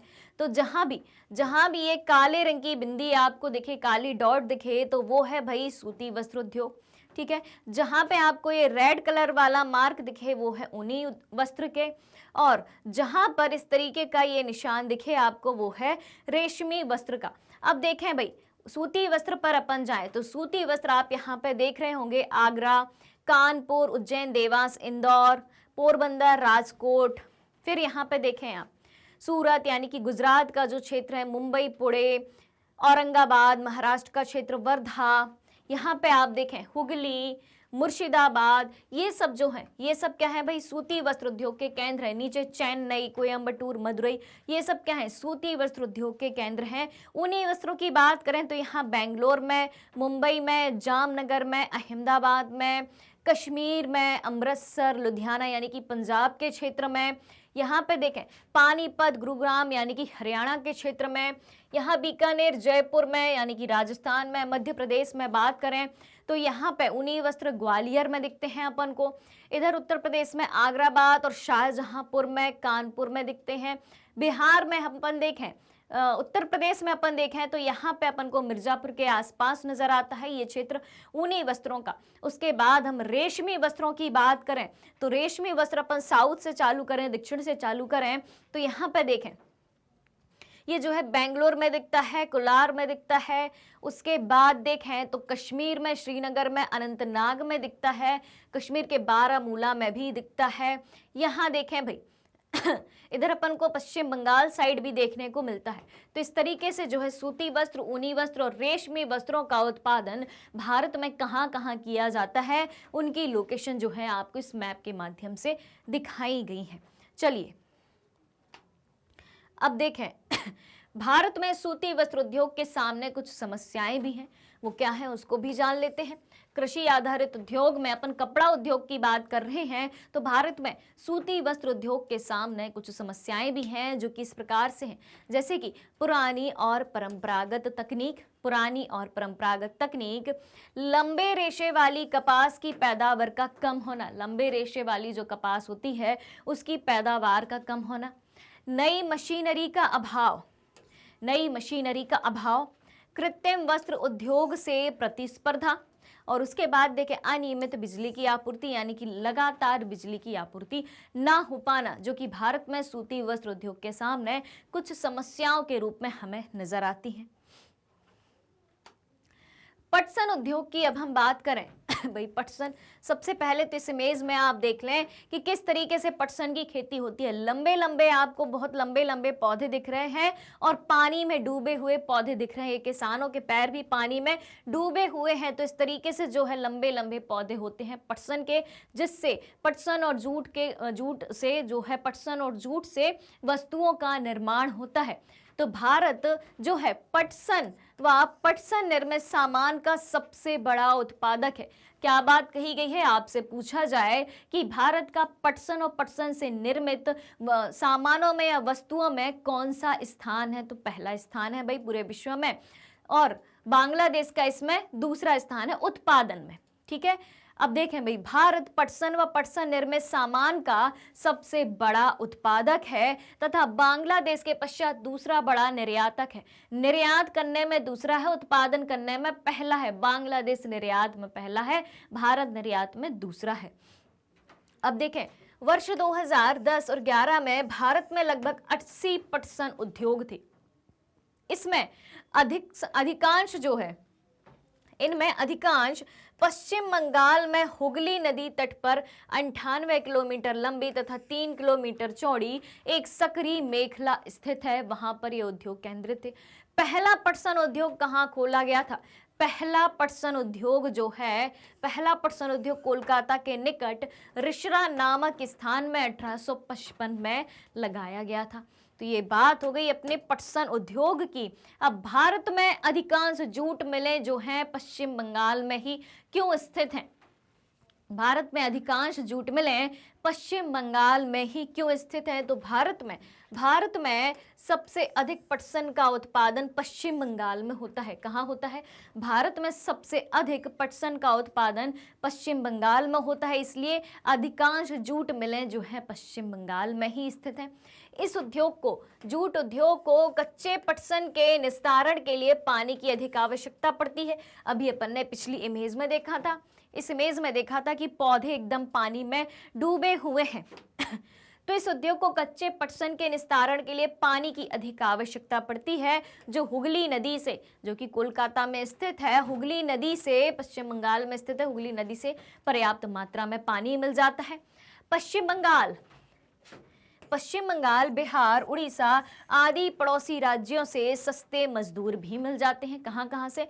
पश्चिम बंगाल से, बिहार से, उड़ीसा से आदि पड़ोसी राज्यों से जो है सस्ते मजदूर भी मिल जाते हैं। इसीलिए भारत में अधिकांश जूट मिलें जो हैं कहाँ स्थित हैं? पश्चिम बंगाल में ही स्थित है। इस इमेज को देखें, पटसन या जूट के द्वारा निर्मित वस्तुएं, जैसे कि ये टाट पट्टी है जो आपने अपने कभी कभी स्कूलों में भी बिछी हुई देखी होगी या कहीं भी बिछी हुई देखी होगी। जूट की एक रस्सी भी होती है। कई सारी चीजें, कई सारे घर में रखने वाली सुंदर सजावटी सामान भी जूट से निर्मित होते हैं। बोरे देखे होंगे आपने, जूट के बोरियां देखी होंगी जिनमें अनाज भरा होता है, कोई अन्य सामान भरा होता है। तो ये बात हो गई भारत में पटसन उद्योग की। पटसन की चीजों के निर्यात के लिए कोलकाता बंदरगाह भी है भाई, ठीक है। पटसन की पश्चिम बंगाल में ही क्यों पटसन का ज्यादा जो है उत्पादन है और पटसन उद्योग वहीं पर क्यों केंद्रित है? तो पटसन की चीजों के निर्यात के लिए वहां पर कोलकाता बंदरगाह भी है। और कच्चे माल की मिलों तक सुविधाजनक परिवहन के लिए रेलवे है, रोडवेज है और जल परिवहन भी है। भाई कच्चे माल की मिलों तक, कच्चे माल को भाई मिलों तक पहुंचाना है, उद्योगों तक पहुंचाना है, तो सुविधाजनक परिवहन के लिए रेलवे भी है, रोडवेज भी है, यानी कि सड़क मार्ग के द्वारा भी पहुंचाया जा सकता है, और जल परिवहन का मार्ग भी है, ठीक है। उसके बाद देखें भाई, कोलकाता जो है एक बड़ा शहर होने के कारण कोलकाता बैंकिंग, बीमा आदि सुविधाएं भी उपलब्ध कराता है। तो इन्हीं सब कारणों के चलते हम कह सकते हैं कि अधिकांश जूट मिलें जो है पश्चिम बंगाल में ही स्थित हैं। भारत के जूट उद्योग के समक्ष कुछ चुनौतियां हैं, इसके बारे में भी जान लेते हैं। भारत के जूट उद्योग के समक्ष चुनौतियां, कृत्रिम रेशों से चीजें बनने लगी हैं। भाई चुनौतियां क्या हैं इसके सामने? जूट जो है, पटसन जो है प्राकृतिक रेशा है, लेकिन अब वस्तुएं जो है कृत्रिम रेशा जैसे कि नायलॉन, उनसे भी वस्तुएं बनने लगी हैं, यानी कि जूट उद्योग के सामने चुनौती है, क्योंकि प्राकृतिक जूट का निर्मित करके चीजें कम बन रही हैं और कृत्रिम रेशों से चीजें बनने लगी हैं। एक चुनौती ये हो गई। दूसरी, कृत्रिम रेशे से बनी चीजें सस्ती होती हैं। जो कृत्रिम रेशा होता है उससे बनी हुई चीजें सस्ती होती हैं, तो व्यक्ति को जो माल सस्ते में मिलेगा वो उसका यूज करेगा, वो ज्यादा खरीदेगा। जूट की खेती पर व्यय बहुत हो जाता है। जूट की खेती सस्ती नहीं होती, जूट की खेती में जो है खर्चा बहुत हो जाता है, एक ये चुनौती है। उसके बाद देखें, विदेशी स्पर्धा का मुकाबला बाजार में चुनौती के रूप में खड़ा है। अगली बात है, बांग्लादेश अंतर्राष्ट्रीय बाजार में चुनौती के रूप में खड़ा है। बिल्कुल, क्योंकि अपन ने अभी देखा कि बांग्लादेश जो पश्चिम बंगाल के बिल्कुल बाजू में है और बांग्लादेश का जूट निर्यात में विश्व में प्रथम स्थान है, तो बांग्लादेश अंतर्राष्ट्रीय बाजार में चुनौती के रूप में खड़ा है। तो इस प्रकार से भारत में जूट उद्योग के समक्ष कुछ इस तरीके की चुनौतियां हमें दिखलाई पड़ती हैं। अब देखें भाई, कृषि आधारित उद्योगों में अगले उद्योग की बात करें तो कृषि आधारित उद्योगों में अगला उद्योग है चीनी उद्योग। भारत का चीनी उत्पादन में विश्व में कौन सा स्थान है? दूसरा स्थान है। ये बात आपको याद रखनी है कि भारत का चीनी उत्पादन में विश्व में दूसरा स्थान है। व गुड़ व खांडसारी के उत्पादन में इसका प्रथम स्थान है। गन्ने से बनती है भाई चीनी, और गन्ने से ही गुड़ और खांडसारी भी बनती है, ठीक है।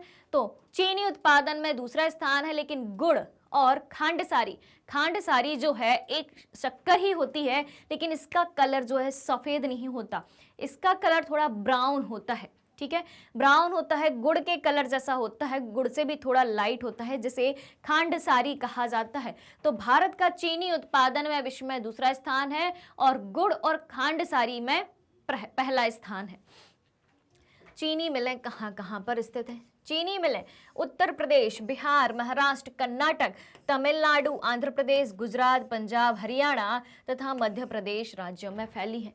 चीनी मिलें कहाँ कहाँ फैली है? उत्तर प्रदेश, बिहार, महाराष्ट्र, कर्नाटक, तमिलनाडु, आंध्र प्रदेश, गुजरात, पंजाब, हरियाणा तथा मध्य प्रदेश राज्यों में जो है चीनी मिलें फैली हुई हैं। पिछले कुछ वर्षों से इन मिलों की संख्या दक्षिणी और पश्चिमी राज्यों में, विशेषकर महाराष्ट्र में बढ़ी है। कहाँ पे? पिछले कुछ वर्षों में चीनी मिलों की संख्या कहाँ कहाँ बढ़ी है भाई?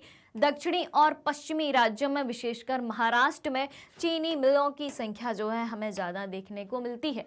अब भाई बात कही गई है कि दक्षिणी और पश्चिमी राज्यों में चीनी की बढ़ती मिलों के कारण क्या है? कि दक्षिणी और पश्चिमी राज्यों में ही चीनी यानी कि शक्कर की मिलों का ज़्यादा होने का क्या कारण है?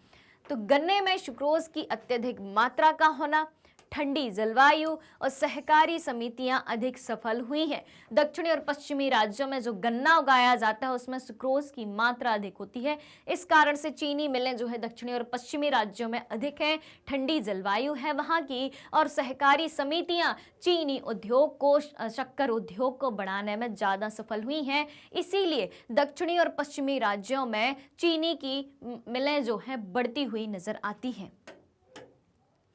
अब देखें भारत में चीनी उद्योग के समक्ष क्या चुनौतियां देखने को मिलती हैं। भारत में चीनी यानी कि शक्कर उद्योग के सामने क्या क्या चुनौतियां हैं? तो पहली चुनौती है कि यह उद्योग मौसमी प्रकृति का है। क्या है? यह उद्योग जो है मौसमी प्रकृति का है और छोटी अवधि का होता है। बिल्कुल, क्योंकि गन्ना जो है एक ही मौसम में आता है। दिवाली के टाइम अपन गन्ना देखते हैं, अभी थोड़े ठंड के टाइम गन्ना जो है आता है। दिवाली के टाइम से शुरू होता है, 2-3 महीने तक गन्ना आता है, यानी कि कम अवधि के लिए ही गन्ना आता है। तो यह उद्योग मौसमी प्रकृति का है और छोटी अवधि का है। गन्ने का उत्पादन प्रति हेक्टेयर कम होता है, यानी कि 1 हेक्टेयर में गन्ना कम मात्रा में उगाया जाता है। पुरानी मशीनों का होना, गन्ना उत्पादन चीनी मिलों में जो मशीनें कार्यरत हैं वो पुरानी हो चुकी हैं। उसके बाद खोई का अधिक इस्तेमाल ना कर पाना, गन्ने की खोई यानी कि गन्ने का जो जूस होता है वो निकाल लिया जाता है, फिर उस जूस से शक्कर और गुड़ और खंड सारी बनाई जाती है। अब जो गन्ने का जो भी अपशिष्ट पदार्थ बचा उसको क्या कहा है? खोई कहा है। तो जो गन्ने की खोई है उसका अधिकतम इस्तेमाल नहीं हो पाता और खोई काफ़ी सारी मात्रा में निकलती है, यानी कि गन्ने का जो वेस्टेज है। अब देखें परिवहन के साधनों के असक्षम होने के कारण गन्ने का समय पर कारखानों में ना पहुंच पाना।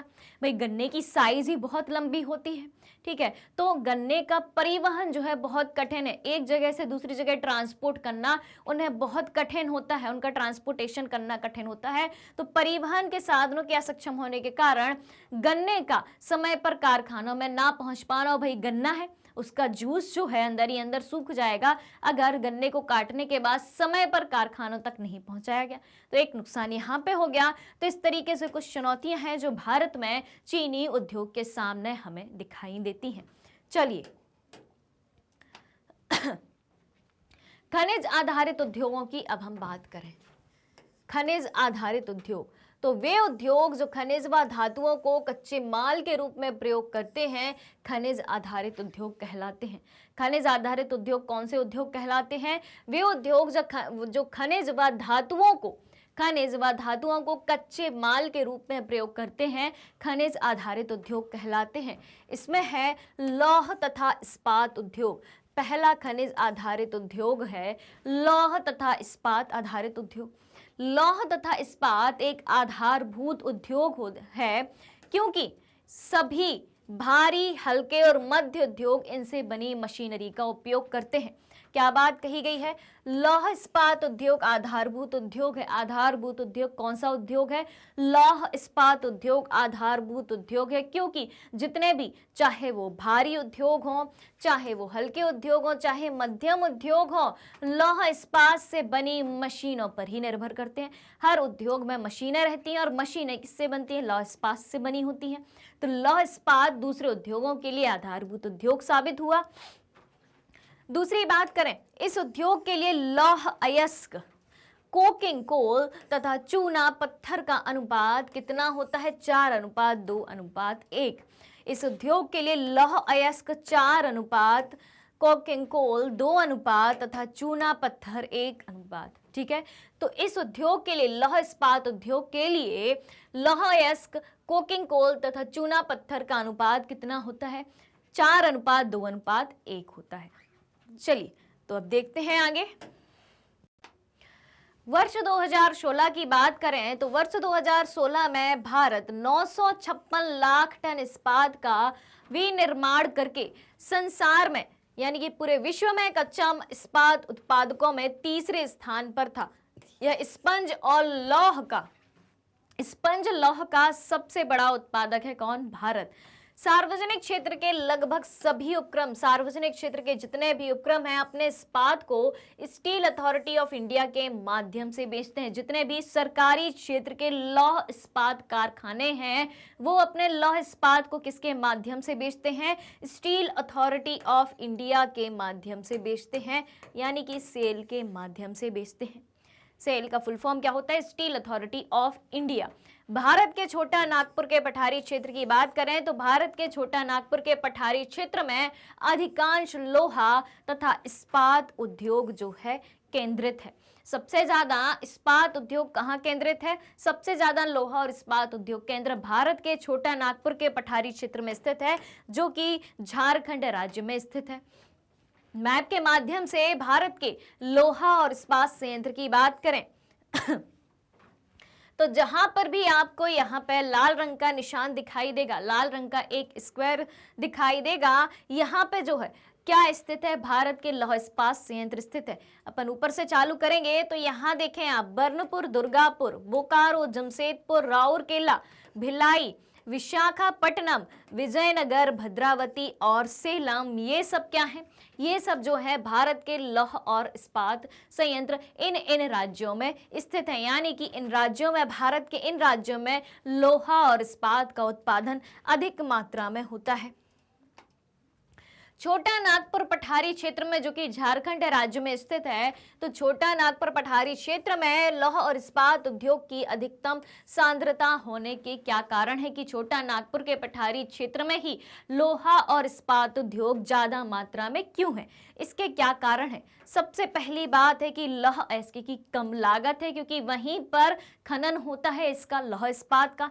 नजदीक में उच्च श्रेणी के कच्चे माल की उपलब्धता है, सस्ते श्रम की उपलब्धता भी है, और उसके बाद देखें तो घरेलू बाजार में विशाल विकास की क्षमता भी है। कहाँ पे? छोटे नागपुर के पठारी क्षेत्र के आसपास घरेलू बाजार में विशाल विकास की क्षमता भी है। तो इन सब कारणों के चलते छोटा नागपुर पठारी क्षेत्र में लौह और इस्पात उद्योग की अधिकतम सांद्रता पाई जाती है। चलिए अब देखें, भारत में लौह तथा इस्पात उद्योग के पूर्ण विकास ना हो पाने के कारण, कहां पर? भारत में लौह तथा इस्पात उद्योग के पूर्ण विकास ना हो पाने के क्या कारण है? पहला कारण है कोकिंग कोल की उच्च लागत। कोकिंग कोयला जो होता है उसकी उच्च लागत और सीमित उपलब्धता। उच्च लागत है और सीमित उपलब्धता है। श्रम की कम उत्पादकता है, ऊर्जा की अनियमित आपूर्ति होती है और कमजोर बुनियादी ढांचा जो है, इस वजह से भारत में लौह तथा इस्पात उद्योग पूर्ण रूप से विकसित नहीं हो पाया है। लोहा और इस्पात उद्योग को भारी उद्योग कहे जाने के कारण क्या है? हम सभी जानते हैं कि लोहा और इस्पात उद्योग को भारी उद्योग कहा जाता है, तो इसके कारण क्या हो सकते हैं? लौह अयस्क, कोयला और चूना जैसे सभी कच्चे माल प्रकृति से भारी होते हैं, बिल्कुल होते हैं। इस उद्योग के तैयार उत्पादों को परिवहन हेतु उच्च लागत की आवश्यकता होती है, क्योंकि ये जो लोहा और अयस्क है, लौह अयस्क और इस्पात है, वो क्या होता है भाई? वजन में भारी होता है। इसीलिए इनके द्वारा जो उत्पादित माल होता है उनके परिवहन में ज्यादा पैसा लगता है। भारी माल होता है तो परिवहन में भी ज्यादा पैसा लगेगा वजन के हिसाब से। अगली बात देखें, लोहा और इस्पात को आधारभूत उद्योग कहे जाने के क्या कारण है? भाई ये बहुत इंपॉर्टेंट है, डायरेक्ट क्वेश्चन यहां से बन सकता है कि लोहा और इस्पात उद्योग को आधारभूत उद्योग क्यों कहा जाता है? तो पहली बात देखें, कई अन्य उद्योग जैसे लोहे और इस्पात उद्योग पर निर्भर हैं। कई अन्य उद्योग, जितने भी दूसरे उद्योग हैं, सब में मशीनों से काम होता है। मशीनों का निर्माण कैसे होता है? लोहा और इस्पात से होता है। तो वो सारे उद्योग किस पर निर्भर हैं? वो सारे उद्योग मशीनरी के कारण लोहा और इस्पात उद्योग पर निर्भर हैं। लोहा और इस्पात उद्योग अन्य उद्योगों जैसे कि चीनी उद्योग या सीमेंट उद्योग आदि को मशीनरी प्रदान करता है। देश की औद्योगिक प्रगति भी लौह और इस्पात उद्योग पर ही निर्भर करती है और बड़ी संख्या में लौह इस्पात उद्योग जो है लोगों को रोजगार प्रदान करता है। इन कारणों के चलते, इन्हीं वजहों के चलते लोहा और इस्पात उद्योग को आधारभूत उद्योग कहा जाता है। एल्यूमिनियम प्रगलन, खनिज आधारित उद्योग में दूसरे उद्योग की बात करें जो कि है एल्यूमिनियम प्रगलन। ठीक है, तो भारत में एल्यूमिनियम प्रगलन दूसरा सर्वाधिक महत्वपूर्ण धातु शोधन उद्योग है। एल्यूमिनियम कैसा होता है? हल्का होता है। एल्यूमिनियम के बर्तन अगर आपने देखे हों तो वो बहुत ही हल्के वजन के होते हैं। बड़े से बड़ा बर्तन भी जो है बहुत ही हल्के वजन का होता है। तो यह हल्का होता है, जंग अवरोधी होता है, यानी कि इसमें जंग नहीं लगती है। ऊष्मा का सुचालक होता है कौन? एल्यूमिनियम। लचीला होता है तथा अन्य धातुओं के मिश्रण से अधिक कठोर भी बनाया जा सकता है। एल्यूमिनियम की प्रकृति जो होती है बहुत लचीली होती है, लेकिन अगर इसको कठोर बनाना है तो अन्य धातुओं के मिश्रण से इसको कठोर भी बनाया जा सकता है। भारत में एल्यूमिनियम प्रगलन संयंत्र कहाँ कहाँ पर स्थित हैं, इसके बारे में जानेंगे। तो भारत में एल्यूमिनियम प्रगलन संयंत्र जो है उड़ीसा, पश्चिम बंगाल, केरल, उत्तर प्रदेश, छत्तीसगढ़, महाराष्ट्र व तमिलनाडु राज्यों में स्थित हैं एल्यूमिनियम प्रगलन संयंत्र। अब एल्यूमिनियम उद्योग की स्थापना की दो महत्वपूर्ण आवश्यकताएं होती हैं। इस उद्योग की स्थापना की दो महत्वपूर्ण आवश्यकताएं होती हैं, जैसे कि नियमित ऊर्जा की पूर्ति चाहिए इसको, किसको? एल्यूमिनियम उद्योग को नियमित ऊर्जा की आवश्यकता होती है, और कम कीमत पर कच्चे माल की उपलब्धता इस उद्योग के लिए चाहिए। तो क्या होती है भाई? ये दोनों इस उद्योग की स्थापना की दो महत्वपूर्ण आवश्यकताएं हैं। और एल्यूमिनियम के लिए कच्चा माल क्या होता है भाई? बॉक्साइट होता है। अब देखें, एल्यूमिनियम उद्योग में विनिर्माण की प्रक्रिया को इस फ्लो चार्ट के माध्यम से समझने की कोशिश कर रहे हैं, जिसमें आप देख रहे हैं भाई बॉक्साइट जो है कच्चे माल के रूप में प्रयुक्त किया जाता है। और बॉक्साइट का क्या होता है भाई? खनन होता है, खदानों से निकाला जाता है। फिर इसका परिवहन होता है रेल के माध्यम से या समुद्री जहाज के माध्यम से। परिवहन हुआ बॉक्साइट का, ठीक है। फिर बॉक्साइट को किस में बदला जाता है? एल्यूमिनियम में बदला जाता है। कैसे बदला जाता है? बॉक्साइट का दलन और एल्यूमिनियम का घुलन होता है एल्यूमिनियम शोधशाला में, वहां से प्राप्त होता है एल्यूमिना। फिर उसके बाद प्रगालक स्थल तक, जहां पे एल्यूमिनियम का प्रगलन होता है, तो प्रगालक स्थल तक भारी अयस्क का पहुंचना एक स्टेप। दूसरा, शोधशाला से कैल्शियम युक्त पेट्रोलियम कोक की आवश्यकता की पूर्ति करना। तीसरा स्टेप, कोयला खान से पिच, तीसरा स्टेप हो गया। अब देखें भाई एल्यूमिनियम प्रगालक के रूप में यहाँ पे उपलब्ध होगा क्रायोलाइट है भाई। एक क्रायोलाइट धातु का उपयोग किया जाता है, जो कि एक पिघली धातु है जो इलेक्ट्रोलाइट का काम करती है। इस तरीके से एल्यूमिनियम का प्रगालक होता है। एल्यूमिनियम को प्रगलित किया जाता है, किससे किया जाता है भाई? विद्युत के माध्यम से। और कितनी विद्युत के माध्यम से? 18,600 किलोवाट प्रति टन अयस्क के लिए, प्रति टन अयस्क के लिए 18,600 किलोवाट विद्युत यानी कि बिजली की आवश्यकता होती है, तब एल्यूमिनियम प्रगलन होता है। और एल्यूमिनियम हमें प्राप्त होता है कहाँ से? बॉक्साइट से। एल्यूमिनियम बनने की प्रक्रिया कुछ इस तरीके की होती है। अब बात करें हम खनिज आधारित उद्योगों में रसायन उद्योग की। रसायन उद्योग, तो भारत के सकल घरेलू उत्पाद में रसायन उद्योग की भागीदारी कितनी है? 3% है। भारत के सकल घरेलू उत्पाद में रसायन उद्योग की भागीदारी कितनी है? 3% है। यह उद्योग एशिया में तीसरा बड़ा, रसायन उद्योग जो है एशिया में तीसरा बड़ा व विश्व में आकार की दृष्टि से 12वें स्थान पर है। भारत में कार्बनिक व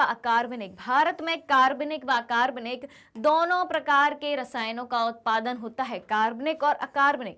अब कार्बनिक रसायन क्या होता है भाई?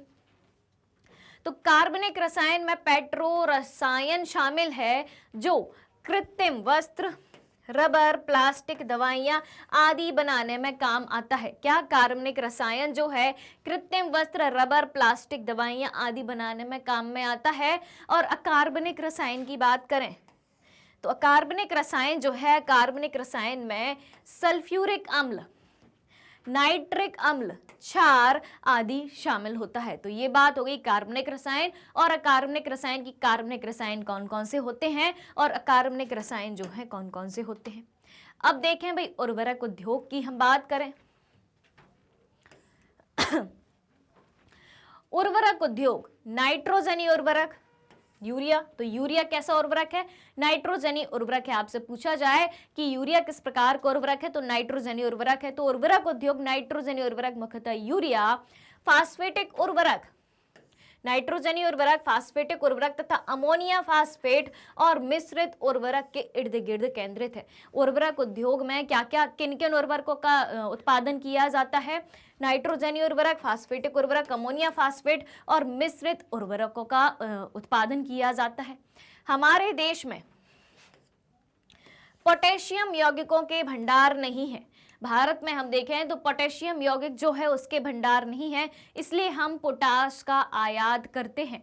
हरित क्रांति के बाद इस उद्योग का विस्तार देश के कई भागों में हुआ है। किसका? उर्वरक उद्योग का। तो उर्वरक उद्योग को बढ़ाने में मुख्य रूप से किसकी भूमिका रही है? हरित क्रांति की। क्योंकि हरित क्रांति में क्या बात हुई थी? जब 1967 में हरित क्रांति आई थी कि खाद्यान्नों के उत्पादन में बढ़ोतरी करना किसके माध्यम से हुई थी? उर्वरकों और कीटनाशकों के प्रयोग के माध्यम से। तो उर्वरक उद्योग में बढ़ोतरी कब आई थी? जब हरित क्रांति की शुरुआत हुई थी। चलिए अब देखें भाई, सीमेंट उद्योग के बारे में जाने। खनिज आधारित उद्योग में अगला उद्योग है अपना सीमेंट उद्योग। इस उद्योग को भारी व स्थूल कच्चे माल, इस उद्योग को भारी व स्थूल कच्चे माल जैसे चूना पत्थर, सिलिका और जिप्सम की आवश्यकता होती है। किसको? सीमेंट उद्योग को किस चीज की आवश्यकता होती है? चूना पत्थर की, सिलिका की और जिप्सम की आवश्यकता होती है। रेल परिवहन, कोयला व विद्युत आवश्यक होता है सीमेंट उद्योग के लिए। इसका उपयोग निर्माण कार्यों में होता है। बिल्कुल, भवन निर्माण कार्यों में जो है किसका उपयोग होता है? सीमेंट का ही उपयोग होता है। इस उद्योग की इकाइयां गुजरात में लगाई गई हैं क्योंकि यहां से खाड़ी के देशों में व्यापार की उपलब्धता है। तो सीमेंट उद्योग की बात हो गई। अब देखें, हमारे देश के लिए सीमेंट उद्योग का विकास अति महत्वपूर्ण क्यों है? हमारे देश के लिए सीमेंट उद्योग का विकास जो है अति महत्वपूर्ण क्यों है? भवन, फैक्ट्रियां, सड़कें, पुल, बांध, घर आदि का निर्माण करने के लिए सीमेंट की ही आवश्यकता होती है। बिल्कुल, हमारा सीमेंट उद्योग उत्तम गुणवत्ता वाले सीमेंट उद्योग का उत्पादन करता है और अफ्रीका के देशों में भारत के सीमेंट की मांग रहती है। इसलिए हमारे देश के लिए सीमेंट उद्योग का विकास जो है अति आवश्यक है। मोटर गाड़ी उद्योग की बात करें खनिज आधारित उद्योगों में, तो मोटर गाड़ी यात्रियों तथा सामान के तीव्र परिवहन के साधन है। बिल्कुल है, परिवहन का साधन है मोटर गाड़ी उद्योग। उदारीकरण के पश्चात, यानी कि 1991 में जब नई आर्थिक नीति आई थी, तो उदारीकरण के पश्चात जो है नए और आधुनिक मॉडल के वाहनों का बाजार तथा वाहनों की मांग जो है बढ़ी है। उसके बाद देखें यह उद्योग कहाँ कहाँ ज्यादा केंद्रित है, मोटर गाड़ी उद्योग। तो यह उद्योग दिल्ली, गुड़गांव, मुंबई, पुणे, चेन्नई आदि शहरों के आसपास स्थापित है। कौन सा उद्योग? मोटर गाड़ी उद्योग। तो ये बात हो गई अपनी खनिज आधारित उद्योगों की। अब भारत में उदारीकरण एवं प्रत्यक्ष विदेशी निवेश ने मोटर गाड़ी उद्योग में अत्यधिक वृद्धि करने के कारण क्या है? भारत में उदारीकरण और प्रत्यक्ष विदेशी निवेश ने किस तरीके से मोटर गाड़ी उद्योग में अत्यधिक वृद्धि करी है, उसके कुछ कारण भी जान लें। तो उदारीकरण के पश्चात नए और आधुनिक मॉडल के वाहनों का बाजार बढ़ा है। उदारीकरण की प्रक्रिया बढ़ी, लिबरलाइजेशन की प्रोसेस जब आई, भारत में नई आर्थिक सुधार नीति जब 1991 में चालू की गई, तब उदारीकरण, निजीकरण और वैश्वीकरण की अवधारणा को अपनाया गया। तो तो उदारीकरण के चलते लाइसेंस पर से प्रतिबंध हटा दिया गया, विभिन्न देशों के बीच आयात संबंधी प्रतिबंध हटा दिए गए, तो नए और आधुनिक मॉडल के वाहनों का बाजार भी बढ़ने लगा, यानी कि दूसरे देशों से नए और आधुनिक मॉडल के वाहन जो हैं भारत में आने लगे। आगे देखें, वाहनों की मांग बढ़ी है। Car, scooter, scooty, bike, auto rickshaw की संख्या में अपार वृद्धि हुई है। प्रत्यक्ष विदेशी निवेश के साथ नई प्रौद्योगिकी के उपयोग से यह उद्योग विश्व स्तरीय विकास के स्तर पर आ गया। प्रत्यक्ष विदेशी निवेश हुआ उदारीकरण के माध्यम से, डायरेक्ट फॉरेन इन्वेस्टमेंट यानी कि जिसे एफडीआई कहा जाता है। तो उसके साथ नई प्रौद्योगिकी, नई टेक्नोलॉजी हमारे पास आई और नई प्रौद्योगिकी, नई टेक्नोलॉजी के उपयोग से यह उद्योग विश्व स्तरीय विकास के स्तर पर आ गया। आज 15 इकाइयां कार, 14 इकाइयां स्कूटर, मोटरसाइकिल तथा ऑटो रिक्शा का निर्माण करती हैं भारत में। ये सब किस वजह से संभव हो पाया? उदारीकरण और प्रत्यक्ष विदेशी निवेश के कारण जो है मोटर गाड़ी उद्योग ने विकास की गति को प्राप्त किया। अब बात करें सूचना प्रौद्योगिकी तथा इलेक्ट्रॉनिक उद्योग की। सूचना प्रौद्योगिकी तथा इलेक्ट्रॉनिक उद्योग की बात करें तो इलेक्ट्रॉनिक उद्योग के अंतर्गत आने वाले उत्पादों में ट्रांजिस्टर से लेकर टेलीविजन तक, टेलीफोन एक्सचेंज, रडार, कंप्यूटर, दूरसंचार उद्योग के लिए उपयोगी अनेक उपकरण तक बनाए जाते हैं। किसके माध्यम से? इलेक्ट्रॉनिक उद्योग के माध्यम से। भारत की इलेक्ट्रॉनिक राजधानी के रूप में बेंगलुरु का विकास हुआ। जी हां, भारत की इलेक्ट्रॉनिक राजधानी किसे कहा जाता है? बेंगलुरु को कहा जाता है। भारत में सूचना और प्रौद्योगिकी उद्योग के सफल होने के कारण, किसके? भारत में सूचना और प्रौद्योगिकी उद्योग के सफल होने के कारण हार्डवेयर व सॉफ्टवेयर का निरंतर विकास हुआ है। ठीक है, तो ये सारी बातें हो गई भारत के सूचना प्रौद्योगिकी और इलेक्ट्रॉनिक उद्योग के बारे में। सूचना प्रौद्योगिकी तथा इलेक्ट्रॉनिक उद्योग को हम भारत के नक्शे के माध्यम से समझेंगे कि कहां कहां भारत में जो है सूचना प्रौद्योगिकी तथा इलेक्ट्रॉनिक उद्योग स्थापित करे गए हैं। जो आपको लाल रंग से स्टार दिख रहा होगा, जिन जिन राज्यों में, भारत के जिन जिन स्थानों में आपको लाल रंग का एक सितारा चमकता हुआ दिख रहा होगा, जैसे कि आप देखें यहाँ पे श्रीनगर, ठीक है, मोहाली, नोएडा, जयपुर, गुजरात में गांधीनगर, मध्य प्रदेश में इंदौर, महाराष्ट्र में मुंबई और पुणे, यहाँ देखें साउथ में आप हैदराबाद, बेंगलोर, मैसूर, चेन्नई, तिरुवनंतपुरम, विशाखापट्टनम, भुवनेश्वर उड़ीसा में, यहाँ पश्चिम बंगाल में कोलकाता, असम में यहाँ पे आप गुवाहाटी में देखें तो ये भारत के कुछ सॉफ्टवेयर टेक्नोलॉजी पार्क के कुछ जगह हैं जहाँ पे भारत में सॉफ्टवेयर टेक्नोलॉजी पार्क स्थापित करे गए हैं। तो इस प्रकार से भारत के नक्शे में विभिन्न राज्यों में आपको सूचना प्रौद्योगिकी तथा इलेक्ट्रॉनिक उद्योग की स्थिति को दर्शाया गया है। चलिए अब चलते हैं आगे। भारत के सूचना प्रौद्योगिकी उद्योग का आर्थिक विकास में क्या योगदान है? सूचना प्रौद्योगिकी और इलेक्ट्रॉनिक उद्योगों की अब हम बात कर रहे हैं, तो भारत के सूचना प्रौद्योगिकी उद्योग का आर्थिक विकास में हमें क्या योगदान दिखाई देता है? तो पहली बात करें, ये रोजगार उपलब्ध कराता है। बिल्कुल, सूचना प्रौद्योगिकी उद्योग ने आजकल तेजी से रोजगार उपलब्ध कराया है और इसमें ज्यादा मात्रा में पैसा कमाने के भी साधन हमें नजर आते हैं, अवसर हमें नजर आते हैं। विदेशी मुद्रा अर्जित करता है, बिल्कुल करता है, क्योंकि सॉफ्टवेयर टेक्नोलॉजी जो है या इंफॉर्मेशन टेक्नोलॉजी जो है, आईटी की जो फील्ड है, डायरेक्ट विदेशों से कनेक्टेड है, तो विदेशी मुद्रा की प्राप्ति भी होती है। कार्यरत महिलाओं की संख्या में वृद्धि हुई है। जी हाँ, आजकल अपन देखें, आज के दौर में महिलाएं जो है आईटी सेक्टर में हमें ज्यादा काम करने में दिखाई देती हैं, तो कार्यरत महिलाओं की संख्या में वृद्धि हुई है। महिलाओं को काफी मात्रा में, अधिक मात्रा में रोजगार उपलब्ध कराया है इंफॉर्मेशन टेक्नोलॉजी ने। हार्डवेयर और सॉफ्टवेयर का निरंतर विकास हो रहा है, किसके माध्यम से? भारत के सूचना प्रौद्योगिकी उद्योग के माध्यम से। और सॉफ्टवेयर प्रौद्योगिकी पार्क जो कि अपन ने अभी मैप के माध्यम से भारत के विभिन्न राज्यों में देखे, तो सॉफ्टवेयर प्रौद्योगिकी पार्क विशेषज्ञों को एकल विंडो सेवा तथा उच्च आंकड़े संचार सुविधा प्रदान करते हैं।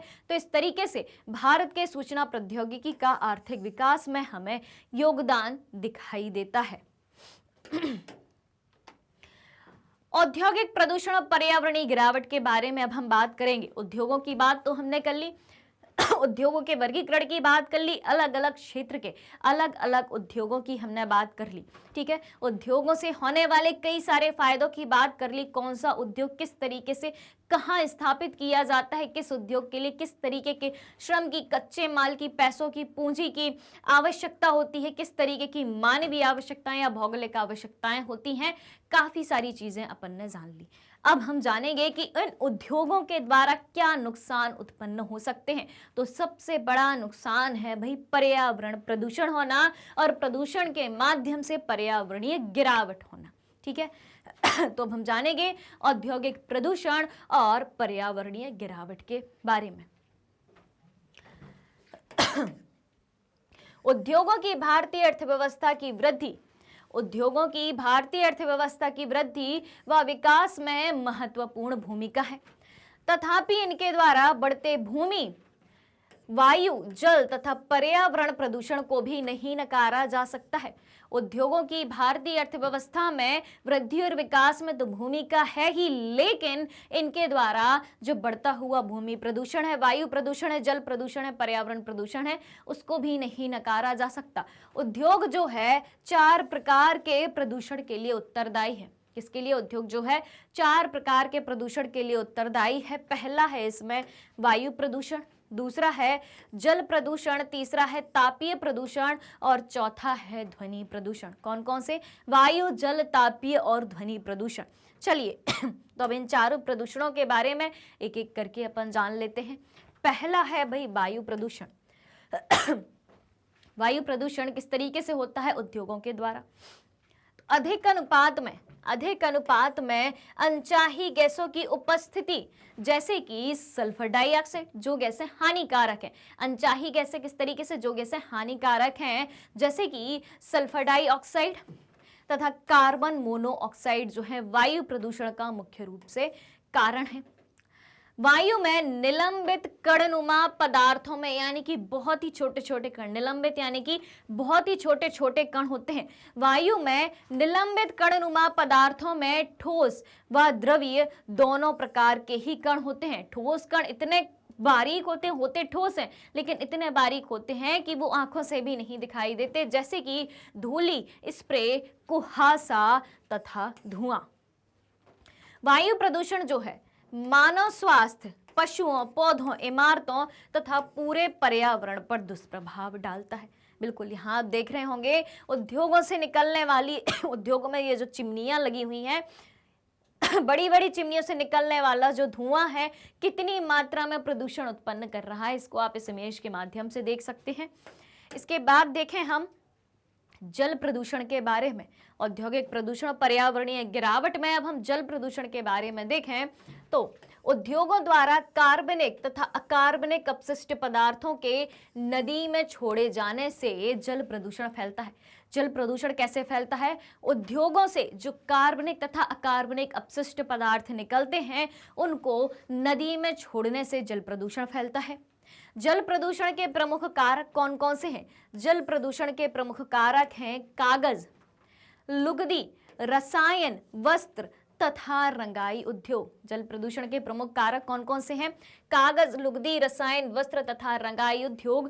तेल शोधनशालाएं, चमड़ा उद्योग तथा इलेक्ट्रोप्लेटिंग उद्योग है, जो कि रंग, अपमार्जक, अम्ल, लवण तथा भारी धातुएं जैसे कि सीसा, पारा, कीटनाशक, उर्वरक, कार्बन, प्लास्टिक और रबर सहित कृत्रिम रसायन आदि जल में बहा दिए जाते हैं, जिस कारण से जल प्रदूषण जैसी समस्या उत्पन्न होती है। यहाँ आप देख रहे होंगे नदियों में कितना ज्यादा कचरा जमा हो गया है। ठीक है, लोग नजर नहीं डालते और सीधा कचरा जो है फेंकते जाते, भविष्य की किसी भी बात को समझते ही नहीं है। बस अपने आसपास सफाई रहे, हम अपने घर का कचरा, उद्योगों का कचरा बाहर किसी भी तरीके से फेंकते हैं। मुख्य अपशिष्ट पदार्थों में क्या होता है भाई? Fly ash. मुख्य अपशिष्ट पदार्थों में फ्लाई ऐश यानी कि धुएं की राख, फोस्फोजिप्सम तथा लौह इस्पात की अशुद्धियां जिसे स्लॉग कहा जाता है। जल प्रदूषण का प्रमुख कारण उद्योग है, जैसे कि कागज उद्योग। कौन कौन से उद्योग मुख्यतः जल प्रदूषण का कारक है? उनमें से है कागज उद्योग, तेल शोधनशालाएं और टैनरीज व इलेक्ट्रोप्लेटिंग उद्योग, जो कि जल प्रदूषण का सबसे प्रमुख कारण होते हैं। तापीय प्रदूषण की अब हम बात करें, तापीय प्रदूषण की बात करें तो कारखानों तथा ताप घरों से और ताप घरों से गर्म जल को बिना ठंडा किए ही नदियों तथा तालाबों में छोड़ दिया जाता है। क्या बात कही गई है कि कारखानों तथा ताप घरों से गर्म जल को बिना ठंडा किए ही तालाबों, नदियों में छोड़ दिया जाता है, तो जल में जो है तापीय प्रदूषण होता है। जलीय जीवन पर इसका प्रभाव पड़ता है। क्या बात कही गई है कि कारखानों तथा ताप घरों से जल को बिना ठंडा किए ही नदियों तथा तालाबों में छोड़ दिया जाता है, जो जल में तापीय प्रदूषण होता है और जलीय जीवन पर इसका असर पड़ता है, यानी कि जल में रहने वाले जितने भी जीव जंतु हैं उनको खतरा उत्पन्न होता है तापीय प्रदूषण के माध्यम से, क्योंकि कारखानों से निकला हुआ गर्म जल या ताप घरों से निकला हुआ गर्म जल सीधे ही नदियों में बहा दिया जाता है बिना ठंडा किए हुए। परमाणु ऊर्जा संयंत्रों के अपशिष्ट व परमाणु शस्त्र उत्पादक कारखानों से कैंसर, जन्मजात विकार तथा अकाल प्रसव जैसी बीमारियां उत्पन्न होती हैं। परमाणु ऊर्जा संयंत्रों से जो अपशिष्ट निकलता है और परमाणु शस्त्र उत्पादक कारखानों से जो भी अपशिष्ट निकलता है उससे कैंसर जैसी बीमारियां, जन्मजात विकार यानी कि बच्चा जन्म से ही किसी विकृति का शिकार हो सकता है, किसी बीमारी का शिकार हो सकता है, तथा अकाल प्रसव जैसी बीमारियां उत्पन्न होती हैं। मृदा व जल प्रदूषण आपस में संबंधित हैं, बिल्कुल है। किस तरीके से है? अब भाई जल प्रदूषित होगा तो जल जब भूमि के नीचे जाएगा तो क्या होगा भाई? भूमि प्रदूषण यानी कि मिट्टी प्रदूषण होगी, मिट्टी प्रदूषित होगी यानी कि मृदा प्रदूषण होगा। तो जल और मृदा प्रदूषण एक दूसरे से संबंधित हैं। यहाँ आप देख रहे होंगे कि जो भी एक तो ऊपर से कारखानों से धुआं निकल रहा है, वायु प्रदूषण तो हो ही रहा है, साथ ही साथ जो कारखाने हैं या ताप घर हैं उनसे जो गर्म पानी निकल रहा है उसको ठंडा किए बिना ही, यहाँ आप देख रहे होंगे भाप निकल रही है, उसको ठंडा किए बिना ही नदियों में बहा दिया जाता है, जिससे नदियां प्रदूषित हो रही हैं और जलीय जीवन जो है, जल में रहने वाले जो जीव जंतु हैं उनके जीवन को खतरा भी उत्पन्न हो रहा है। आगे देखें आप, मलबे का ढेर विशेषकर कांच, हानिकारक रसायन, औद्योगिक बहाव, पैकिंग, लवण तथा कूड़ा करकट मृदा को अनुपजाऊ बनाते हैं और वर्षा जल के साथ ये प्रदूषक जमीन से रिसते हुए भूमिगत जल तक पहुंचकर उसे भी प्रदूषित कर देते हैं। यानी कि सिर्फ नदियों या तालाबों का जल ही प्रदूषित नहीं हो रहा, भूमिगत जल यानी कि भूमि के अंदर जो जल मौजूद है, जहां से जल ऊपर आता है वो जल भी प्रदूषित होता है। किससे होता है? मलबे के ढेर से, हानिकारक रसायनों से, औद्योगिक बहाव से, पैकिंग से, लवण से, कूड़ा करकट से मृदा को अनुपजाऊ बनाता है और वर्षा जल के साथ ये प्रदूषक जो है जमीन से रिसते हुए भूमि के अंदर पहुंच जाते हैं और भूमिगत जल को भी प्रदूषित कर देते हैं। तो इस तरीके से जो है जल प्रदूषण की हमने बात करी, जो कि जल प्रदूषण मृदा प्रदूषण से एक दूसरे से संबंधित है, यानी कि जल प्रदूषित होगा तो मिट्टी तो प्रदूषित होगी ही। क्लियर हो गई इतनी बात? चलिए अब चलते हैं आगे, ध्वनि प्रदूषण के बारे में जाने। चौथा प्रदूषण औद्योगिक प्रदूषण का एक प्रकार है ध्वनि प्रदूषण, जो कि है ध्वनि प्रदूषण से खिन्नता यानी कि चिड़चिड़ाहट तथा उत्तेजना ही नहीं वरन श्रवण अक्षमता, दृश्य गति, रक्तचाप तथा अन्य कायिक व्यथाएं भी बढ़ती हैं। ध्वनि प्रदूषण से सुनने की क्षमता कम होती है, रक्तचाप की समस्या होती है यानी कि ब्लड प्रेशर लो या हाई होने की समस्या होती है, और दूसरी भी शारीरिक बीमारियां उत्पन्न हो सकती हैं। अनचाही ध्वनि यानी कि जो ध्वनि हमें पसंद नहीं आती, जो शोर, जो आवाज हमें पसंद नहीं आती, उत्तेजना तथा मानसिक चिंता का स्रोत है अनचाही ध्वनि। औद्योगिक मशीनरी, उद्योग में जो मशीनें चलती हैं उनसे तेज शोर उत्पन्न होता है। निर्माण कार्य से शोर उत्पन्न होता है। कारखानों के उपकरणों से शोर उत्पन्न होता है, जनरेटर से होता है। लकड़ी काटने के कारखानों से शोर उत्पन्न होता है। गैस यांत्रिकी से, विद्युत ड्रिल आदि ध्वनि प्रदूषण के उत्तरदायी कारक होते हैं। तो ध्वनि प्रदूषण की बात समझ में आ गई कि किस तरीके से उद्योगों के द्वारा ध्वनि प्रदूषण फैलता है और ध्वनि प्रदूषण किन किन चीजों में हमें हानिकारक रूप से दिखाई देता है। अब देखें भाई, ध्वनि प्रदूषण की बात हो गई तो पर्यावरण निम्नीकरण की रोकथाम की अब हम बात करें। 4 प्रकार के प्रदूषण की अपन ने बात कर ली, अब हम बात करेंगे पर्यावरणीय निम्नीकरण की रोकथाम, यानी कि पर्यावरण में जो गिरावट आ रही है प्रदूषण के माध्यम से, उसकी रोकथाम कैसे करी जा सकती है। पर्यावरणीय निम्नीकरण या पर्यावरणीय गिरावट की रोकथाम के लिए सबसे महत्वपूर्ण कदम है औद्योगिक अपशिष्ट व गर्म पानी को नदी व झीलों में प्रवाहित करने से पहले उसका उचित शोधन कर लिया जाना चाहिए। जो भी उद्योगों से निकलने वाले अपशिष्ट पदार्थ होते हैं, गर्म पानी है, उनको नदी व झीलों में बहाने से पहले उनका उचित शोधन कर लिया जाना चाहिए, उनको ठंडा कर लिया जाना चाहिए। वायु में निलंबित प्रदूषण को कम करने के लिए, यानी कि वायु में ऐसे कण जो दिखाई नहीं देते, जो ठोस व द्रव के रूप में पाए जाते हैं, तो वायु में निलंबित प्रदूषण को कम करने के लिए कारखानों में ऊंची चिमनियों में इलेक्ट्रोस्टैटिक अवक्षेपण, स्क्रबर उपकरण तथा गैसीय प्रदूषक पदार्थों को जड़त्वीय रूप से पृथक करने के लिए उपकरण लगाए जाने चाहिए, ताकि वायु में जो निलंबित कण होते हैं जिनसे प्रदूषण फैलता है उनकी रोकथाम करी जा सके। उसके बाद देखें भाई, जल प्रदूषण की रोकथाम की बात कर ली, वायु प्रदूषण की रोकथाम की बात कर ली। अब देखें, कारखानों में कोयले की अपेक्षा तेल व गैस के प्रयोग से धुएं के निष्कासन में कमी लाई जा सकी। धुआं कम होगा तो वायु प्रदूषण कम होगा। तो कारखानों में जो है कोयले की अपेक्षा तेल व गैस का प्रयोग किया जाए तो धुएं के निष्कासन में कमी आएगी। मशीनों व उपकरणों का उपयोग भी किया जा सकता है। किसका? मशीनों व उपकरणों का उपयोग किया जा सकता है तथा जनरेटरों में साइलेंसर लगाया जा सकता है। मशीनों व उपकरणों का उपयोग करके और जनरेटरों में साइलेंसर लगा के ध्वनि प्रदूषण की बात हो रही है, ठीक है। तो मशीनों में उपकरण लगाए जाएं, ठीक है, और जनरेटरों में साइलेंसर लगाया जाए, उसके माध्यम से क्या होगा? ध्वनि प्रदूषण कम होगा। ऐसी मशीनरी का प्रयोग किया जाए जो ऊर्जा सक्षम हो तथा कम ध्वनि प्रदूषण करें। ऐसी मशीनों का निर्माण किया जाए और ऐसी मशीनों का प्रयोग किया जाए जो ऊर्जा सक्षम हो, ऊर्जा तो देखती हो, और साथ ही साथ कम ध्वनि प्रदूषण भी करें। तो ये कुछ उपाय हैं जिसके माध्यम से वायु प्रदूषण, जल प्रदूषण, ध्वनि प्रदूषण, मृदा प्रदूषण, तापीय प्रदूषण, इन सारे प्रदूषणों को कम किया जा सकता है। आगे देखें, यहाँ पे आपको एक इमेज दिख रही होगी जो कि है हरियाणा में एक जगह है फरीदाबाद। तो हरियाणा के फरीदाबाद में यमुना एक्शन प्लान के अंतर्गत वाहित मल उपचार संयंत्र लगाया गया है, जिससे जल प्रदूषण में काफी हद तक रोकथाम पाई गई है। तो ये चित्र है हरियाणा के फरीदाबाद में यमुना एक्शन प्लान के अंतर्गत वाहित मल उपचार संयंत्र का, जिससे जल प्रदूषण को कम किया जा सका है। आगे देखें एक और इमेज है आपके सामने जो कि है रामागुंडम संयंत्र।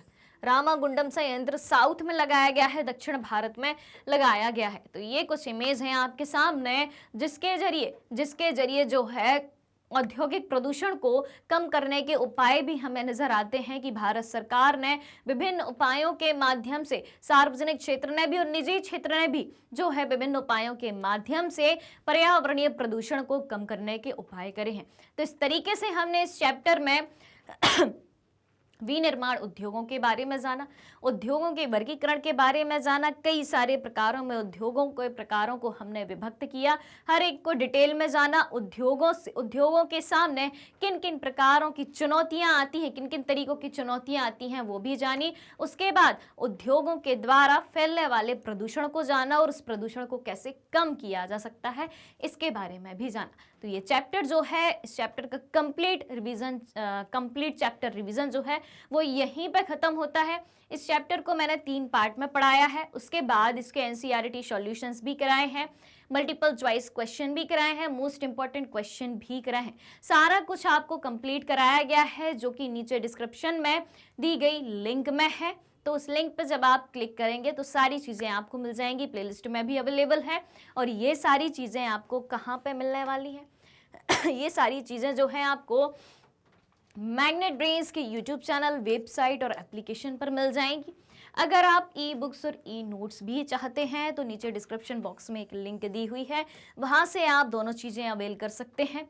इसके अलावा हम आपके लिए कुछ टॉप कोर्सेज भी प्रोवाइड कराते हैं, जैसे कि CBSE English medium, CBSE Hindi medium, 3 state board को भी कवर करते हुए चलते हैं, यूपी बोर्ड, बिहार बोर्ड और एमपी बोर्ड। इसके अलावा कुछ और कोर्सेज भी हमारे पास उपलब्ध हैं, जैसे कि स्पोकन इंग्लिश, सीवीटी, एनटीएससी और ओलंपियाड। और ये सारे कोर्सेज जो है एक ही सिंगल प्लेटफॉर्म पर हाई क्वालिटी एजुकेशन के साथ एकदम फ्री में उपलब्ध है। जी हाँ, एकदम फ्री में उपलब्ध है। और मैग्नेट ब्रेन्स जो है यूट्यूब के अलावा अदर सोशल मीडिया प्लेटफॉर्म पर भी अवेलेबल है, तो वहाँ भी आप हमें फॉलो कर सकते हैं, जैसे कि फेसबुक, इंस्टाग्राम, ट्विटर और टेलीग्राम। तो आज के सेशन को आप सभी को ज़्यादा से ज़्यादा लाइक करना है, ज़्यादा से ज़्यादा शेयर करना है और चैनल से जुड़ी सारी अपडेट को जानने के लिए चैनल को सब्सक्राइब भी करना है। तो हमारे साथ बने रहिए, जुड़े रहिए, पढ़ते रहिए, खुश रहिए। Thank you so much.